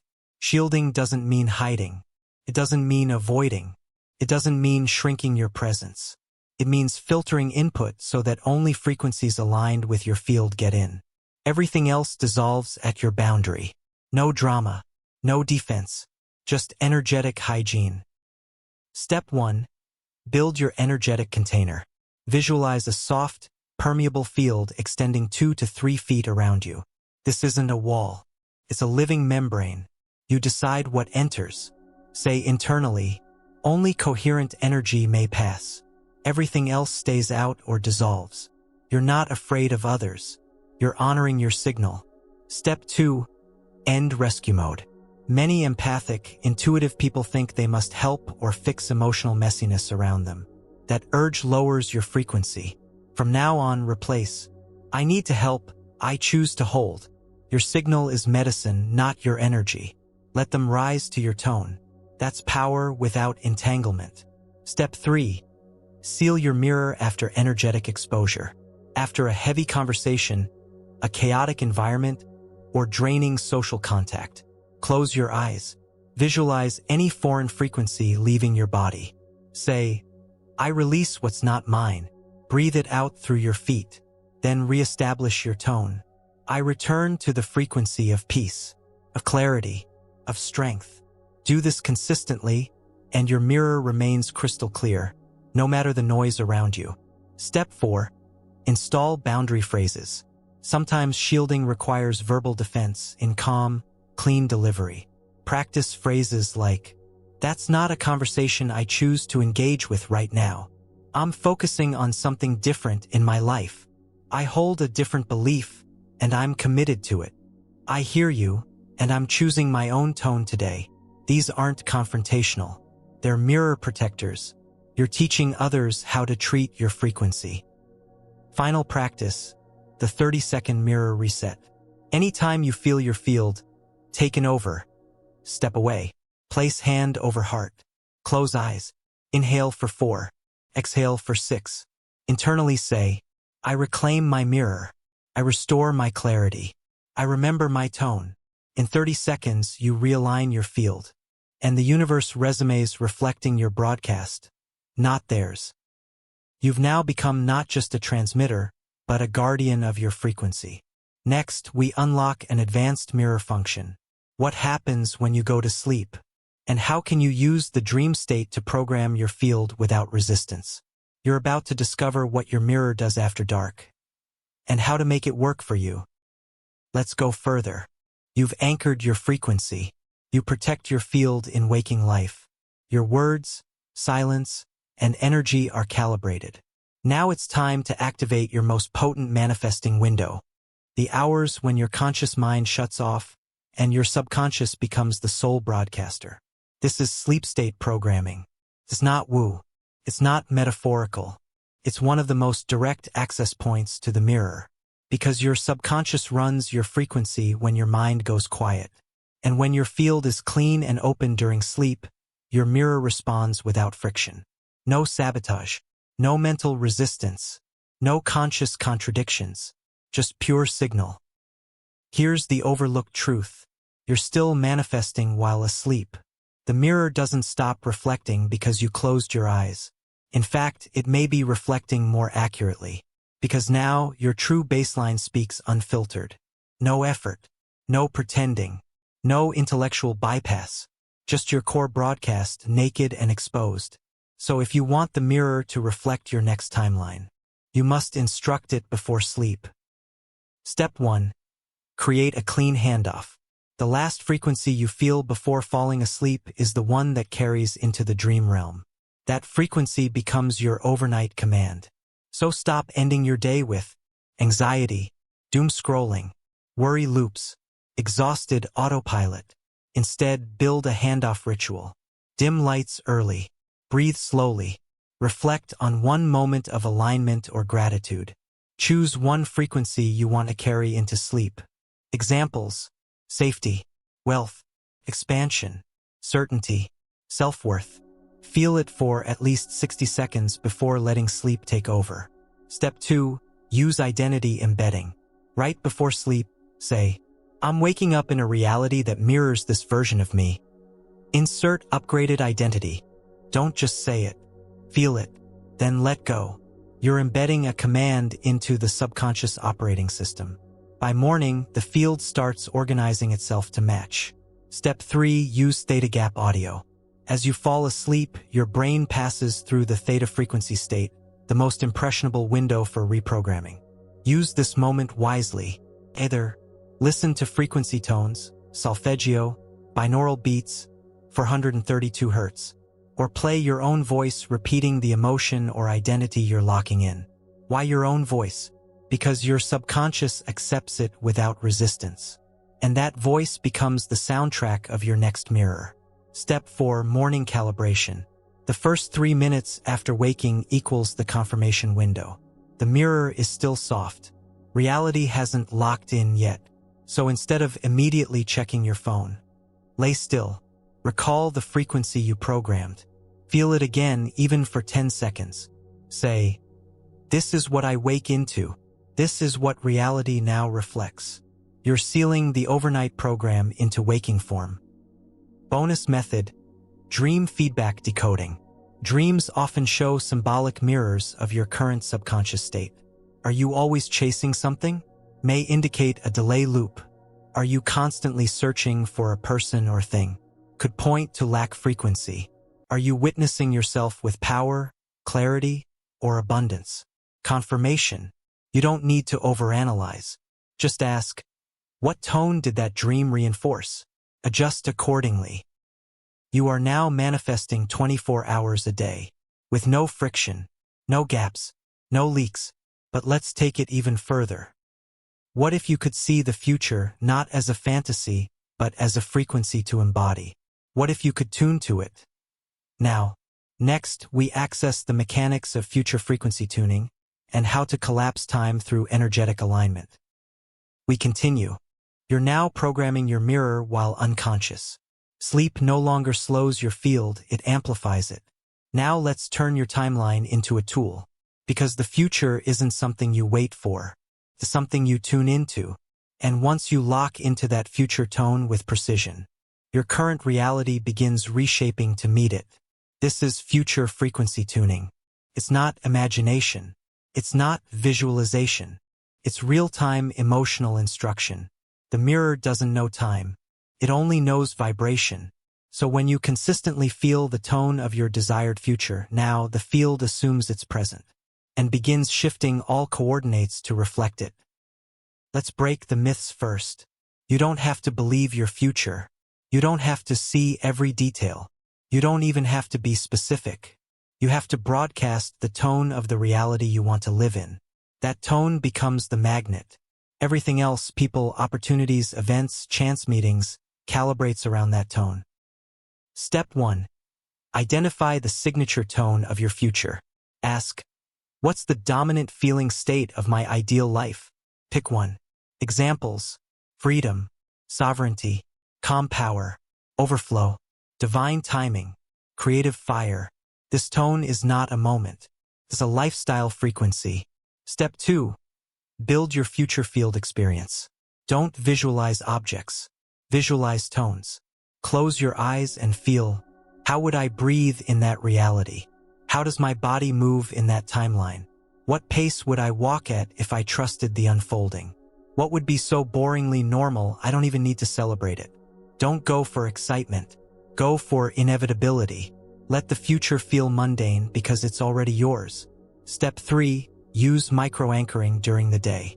At random moments, ask, if my future was already real, what would I feel right now? Then breathe that in. Walk with it. Speak from it. You're not chasing. You're practicing frequency realism. And realism repeated becomes reality. Step 4. Leverage future boredom. When you stop getting emotionally high from the idea of your dream life, you've normalized it. That's the goal. Familiarity equals magnetism. If you can feel the energy of your future without emotional spikes, the field now treats it as baseline, and baseline gets reflected fast. Bonus method, the 5-minute time travel exercise. Sit still, close your eyes.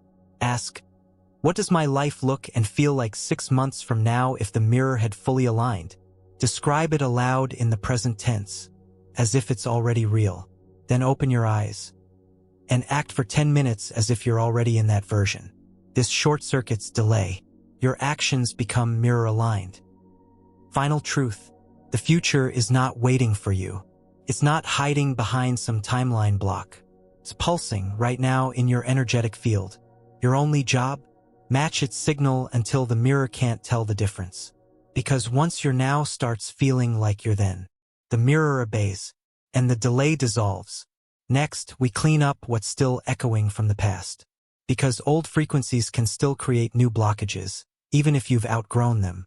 Let's make sure your past doesn't overwrite your future. We go deeper. You've tuned your future frequency. You're walking, breathing, and sleeping as the next version of you. The mirror is responding faster, but there's still occasional lag. Still some inconsistency. Still moments where the old version of life seems to echo back. This isn't random. It's a reflection from your past signal, still pulsing in the field. Because every thought you thought in fear, every emotional loop you repeated for years, every identity you carried too long, leaves an energetic residue. And unless it's cleared, those echoes hijack your current mirror. This chapter is your energetic detox. Not to fix, but to finalize your upgrade.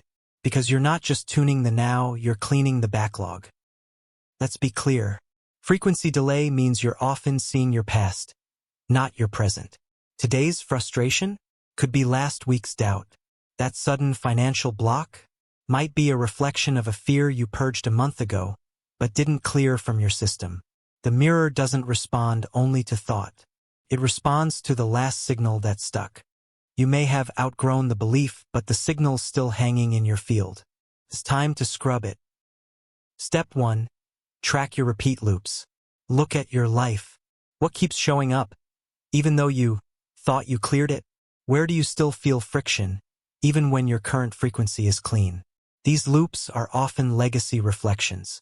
Old tones you haven't vacuumed out yet. Write them down. Then no judgment, just acknowledgement. Step 2. Ask, when did I first feel this?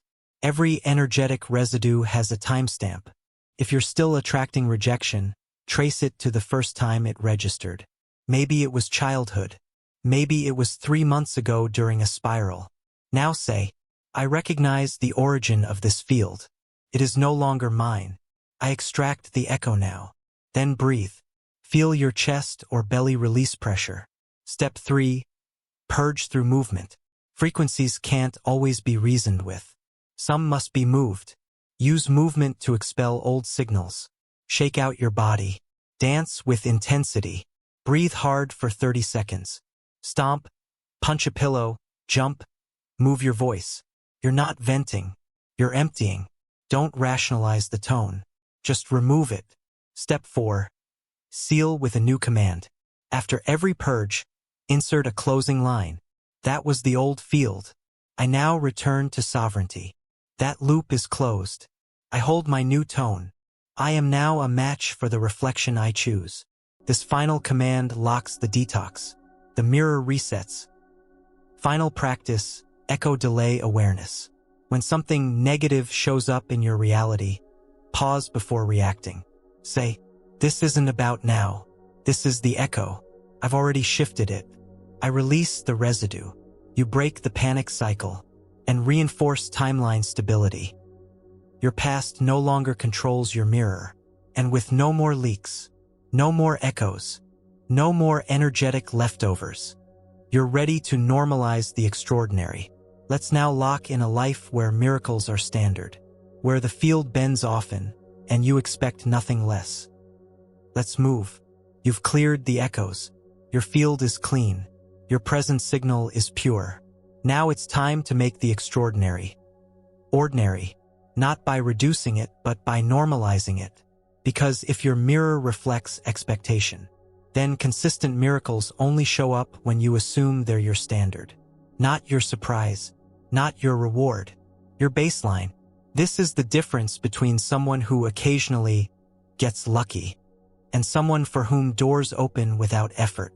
They're not favored, they're calibrated. This chapter is about upgrading your baseline, so reality stops surprising you and starts following orders. Let's define miracles. We're not talking about mystical beams of light.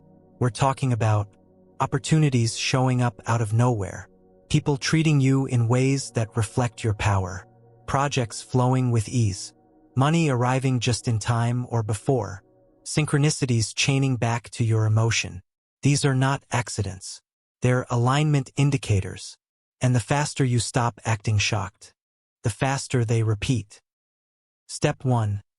Create a miracle memory bank. Document every moment where the mirror reflected something beyond logic. Even if small, the unexpected payment, the perfect timing, the exact words someone said, the last-minute solution. Write it, date it, read it often. This proves to your subconscious, this is our pattern now. Step 2. Catch and kill disbelief in real time. When something amazing happens, don't say, I can't believe this. What are the chances? This is unreal. These phrases reprogram the field to treat miracles as flukes. Instead, say, of course. This is becoming normal. This is what I expect now. You're not being smug. You're locking the signal. Step 3. Pre-program your day with miracle tone. Before leaving your house or starting work, say, today I expect alignment. I expect ease. I expect precision. I expect confirmation. Don't just think it, feel it. Even 30 seconds of embodied expectation codes your field. Reality follows. Step 4. Treat resistance as proof of refinement. When something doesn't land immediately, don't panic. Ask, what's being upgraded in me so the mirror can reflect more clearly? This turns every delay into a calibration and keeps your tone neutral, not needy. Final practice, the 3-phrase reality reset. When in doubt, repeat, this is aligning for me. The mirror is catching up. This is not a block, it's a reroute. These 3 lines stabilize your emotional tone. You stay anchored, and the mirror responds faster. You now live in a state where miracles are minimum standard. This isn't delusion. This is signal regulation. And the more you normalize the extraordinary, the the more the mirror accelerates. Let's next learn how to override logic entirely and bend probability using pure field coherence. You're about to break out of statistical rules, because the mirror doesn't care about odds. It only reflects signal certainty. Let's go. You've normalized miracles. Your baseline is power. You've cleared the echoes and stabilized your expectation. Now we enter the zone where logic breaks, where statistical odds dissolve, where probability becomes irrelevant, where timelines bend because your frequency dictates what's allowed to happen. This is not luck. This is not defiance. This is energetic dominance. The mirror reflects what is most certain, not what is most likely. So if you become more certain than the statistics, then the statistics fall. Welcome to field coherence mastery. Let's make something very clear. Odds are built on mass data, on group belief, on collective past. But none of that applies to you unless you subscribe to it.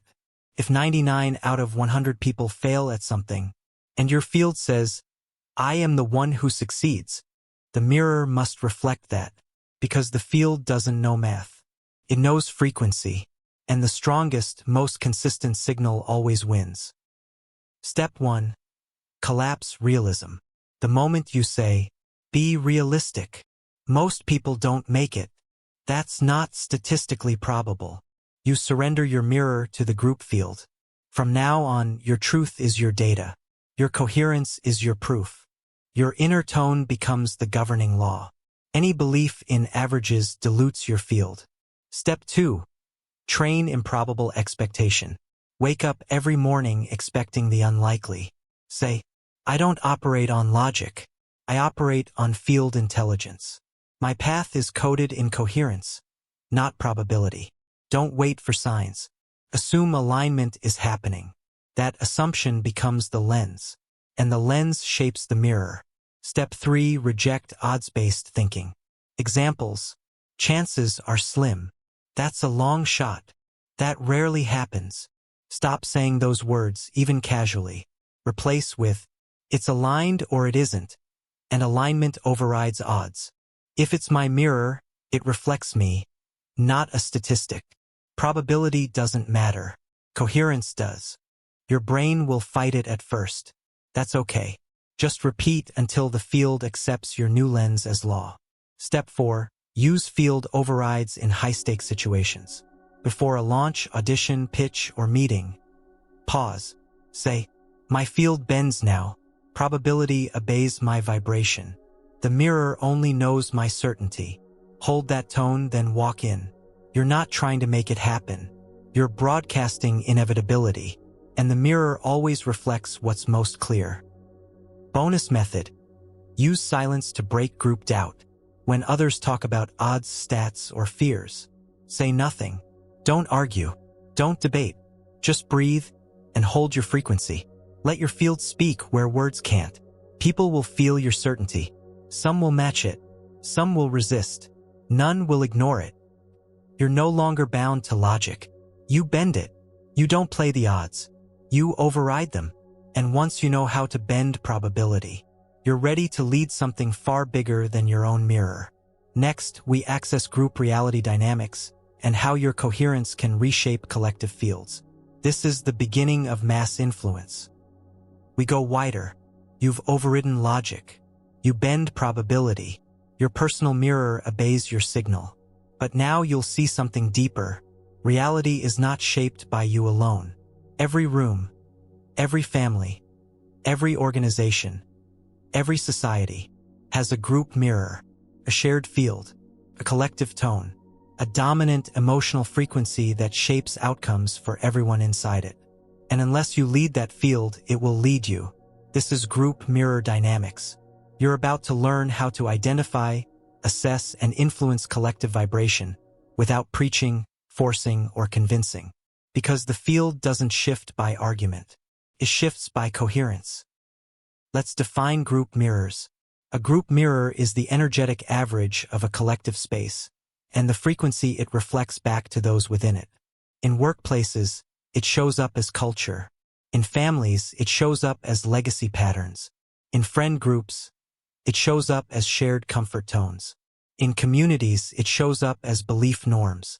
If your personal signal contradicts the group field, one of two things happens. You shrink to match, or you stabilize and shift the group.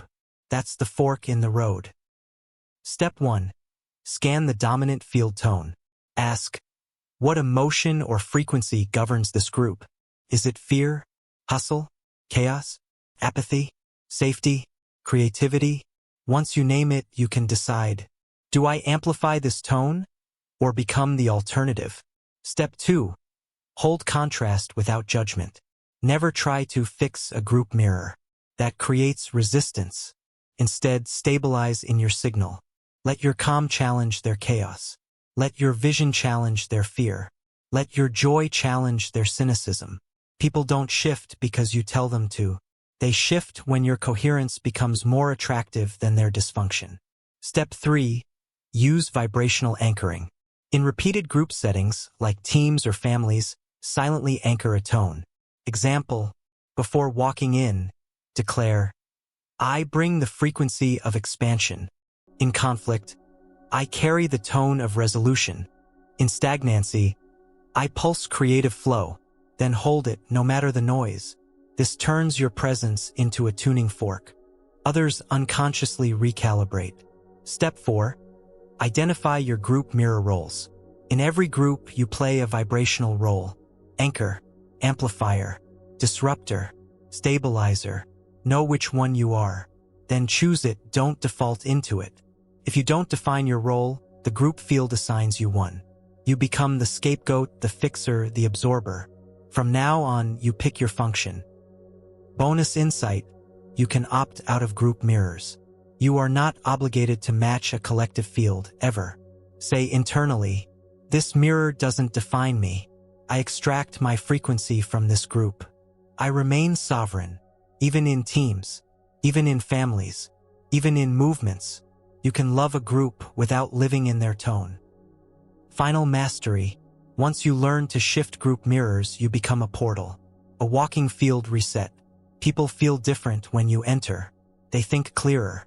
They breathe slower. They access hope through you. That's not pressure. That's purpose. And now that you're leading others' mirrors, let's rewrite the story your mirror keeps reflecting. Because the next transformation isn't frequency-based. It's narrative-based. Let's change your life story and make your mirror obey the new script. Let's shift the lens. You've learned to shift group fields. You bend probability. You've even turned your baseline into a home for miracles. But there's one code still running in the background. Your story. And it's not just influencing what you feel. It's scripting what your mirror shows you every single day. Because your internal narrative isn't just mental. It's vibrational. Every time you say, I always, or I never, or that's just how it goes for me, you're not making a statement. You're casting a frequency. That frequency becomes a filter, and the filter becomes your fate. It's time to rewrite the story, not just mentally, energetically. You're not editing your thoughts, you're authoring your frequency. Let's clarify something. Your story isn't just what you believe about your life. It's what you broadcast. When your subconscious says, things are always harder for me. Success takes time. People don't really see me. Nothing ever fully works out. You're not being dramatic. You're anchoring a tone. And the mirror is obedient, not judgmental. It doesn't question your story. It reflects it. Step 1. Identify your narrative frequencies. Ask yourself, what story do I repeat when things don't go right? What's the emotional flavor of my personal pattern? If my life were a book, what title would I have given it 6 months ago? Now scan. Does that tone match the reality I say I want? Or does it contradict it? If your goal is expansion, but your story vibrates survival, you'll stay trapped in emotional loyalty to your past. Step 2. Interrupt story-based identity loops. Start noticing your go-to phrases in conversation. Anytime you say, this always happens to me, that's just the kind of person I am. I've just never been someone who. Catch it. Pause. Then say, that's the old story. That's not my tone anymore. Replace with, I'm creating a new pattern now. I've updated my mirror script. That version expired. You're not just affirming, you're unplugging. Step 3. Author your frequency script. Write a new paragraph that describes your current identity, as if it's boring and obvious. Example: I'm someone who moves through life with clarity, confidence, and emotional leverage. Things just work. I'm supported, seen, and chosen in every room I enter. People feel my tone before I speak, and reality meets me at my level. This is not ego. It's coding. Read it aloud every day, not to convince the mind, but to train the field. Step 4. Feel the script while performing neutral tasks. Don't just recite your story during rituals. Say it while washing dishes, walking to your car, waiting in line, scrolling your phone. You're teaching your body, this is not a ritual. This is my normal. The more mundane the setting, the deeper the program embeds. Bonus method: rewrite microstories. Every time something minor goes wrong, don't spiral. Instead of saying, "Of course this would happen," figures, "That's my luck." Say, "This is not a reflection of me, just static. The field is adjusting. That was the old tone fading. My signal is still clear." One sentence breaks a loop. One sentence rewrites your frequency memory. Your story has never been true. It's only ever been consistent. And now that you've changed the narrative, the mirror will start showing you scenes from the new script. But even a powerful story needs repetition. So next, we build your 24-hour frequency rhythm. A reality reset so precise it makes story collapse inevitable. Let's lock in your daily energetic architecture. We continue. You've rewritten your story. Your tone is new. Your mirror is shifting. But frequency doesn't stay aligned by accident. It must be recycled every day. Because every 24 hours, your body wakes up with a clean slate. The field is listening again. And it asks, what signal are we broadcasting today? If you don't answer deliberately, it defaults to yesterday's tone. That's why this chapter gives you a daily structure. Not just for habits, for field reactivation. This is the 24-hour frequency formula.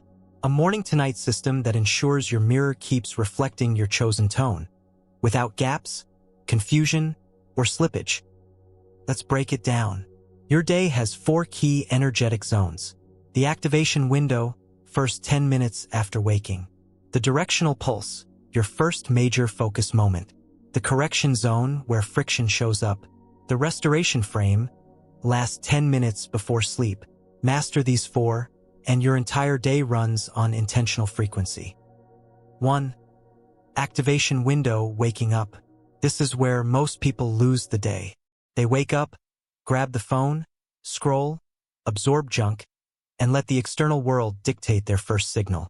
From now on, your first 10 minutes are sacred. Command: I remember who I am. I don't check in with the world. The world checks in with me. My tone today is insert frequency. Calm, power, expansion, etc. Do nothing else. No phone, no stimulation, just pure tone imprint. Your body starts broadcasting before you get out of bed. 2. Directional pulse, first focus task. Your first intentional act of the day becomes your tone amplifier. Whether it's work, writing, leading, creating, or parenting, inject frequency into it. Say, this task is infused with clarity. It reflects my upgraded self. You're not performing. You're calibrating. The energy with which you complete that first task sets your mirror template for the day. 3. Correction zone, midday friction. Every day includes one moment where your field wobbles. It might be a triggered conversation, tech issues, emotional slippage, a delay that unsettles your mood. Most people spiral here. You won't. When the moment hits, pause. Say, this is a reflection of an old field. I don't re-identify. I stabilize. I correct the loop. I return to signal. Then breathe. Touch your body. Feel the mirror reset. You're reasserting energetic authorship. 4. Restoration frame, pre-sleep command. This is the final tone your body holds overnight. Return to stillness. Rebroadcast your identity. Say, "This is what I wake into tomorrow. This day closes in alignment. My frequency is sealed." You've now enclosed the day in coherence. Your mirror has no choice but to reflect it. Bonus structure: hourly touchpoints. Set a reminder every 2 to 3 hours. Am I broadcasting or absorbing right now? Is my tone aligned with my chosen reality? What's my field saying in silence? This isn't hypervigilance. It's frequency awareness. And awareness stabilizes signal.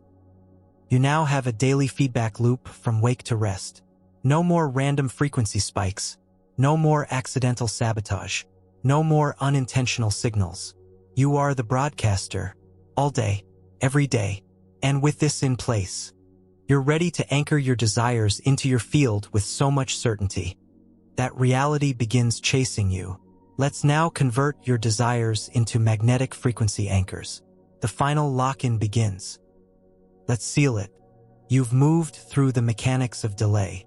You've decoded the signal. You've broadcasted with clarity. You've led rooms, rewritten your story, and lived in daily frequency alignment. And now we return to the place this began, to the most quietly shocking truth of all. There is no delay.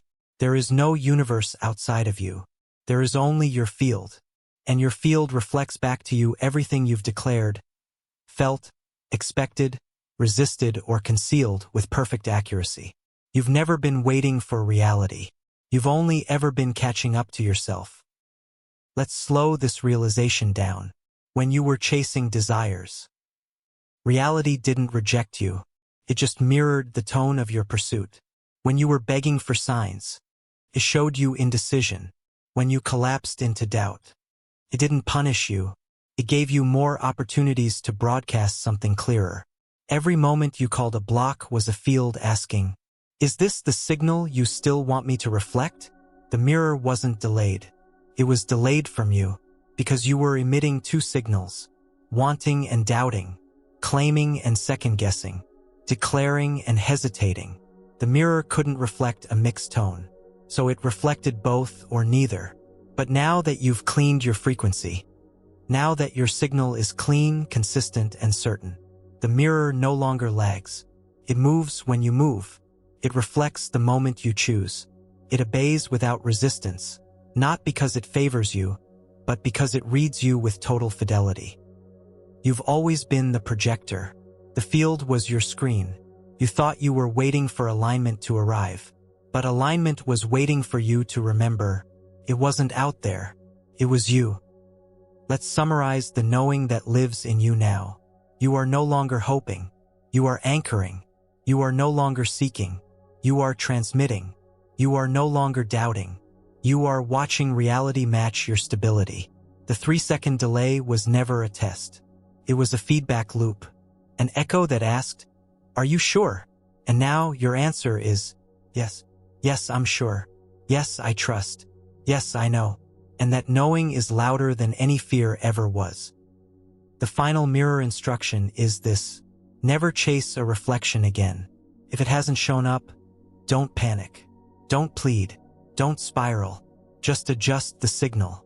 Return to the tone. Reclaim the identity. And the mirror will reprint your reality in full fidelity. Every single time. This is not magical thinking. This is energetic authorship. So now what? Now you live it. You speak less. You hold more. You press nothing. You become everything. You move through the world as if the field already knows you, because it does. You walk into rooms knowing the tone is yours to stabilize. You make choices from the future, not from the fear. You notice resistance, but you don't become it. You feel old tones rising, but you hold new ones longer. You don't rehearse reality. You imprint it. This is mastery, not because you now control the world, but because you've finally remembered you are it. The people, the conversations, the events, the money, the delay, the tests, the breakthroughs, all of it equals you, in vibrational form. You didn't meet your dream life. You returned to the frequency that already owned it, and the mirror simply caught up. So we end here, but not really. because your mirror continues, and every moment from now on is a moment of instruction. What you feel now becomes the world 3 seconds from now. What you decide now is already being printed in the field. What you anchor now is reshaping everything that happens next. So ask yourself, what will I teach my mirror now? Not with your words, with your tone, because your tone is truth, and the mirror never lies. You've always been the mirror. Welcome home.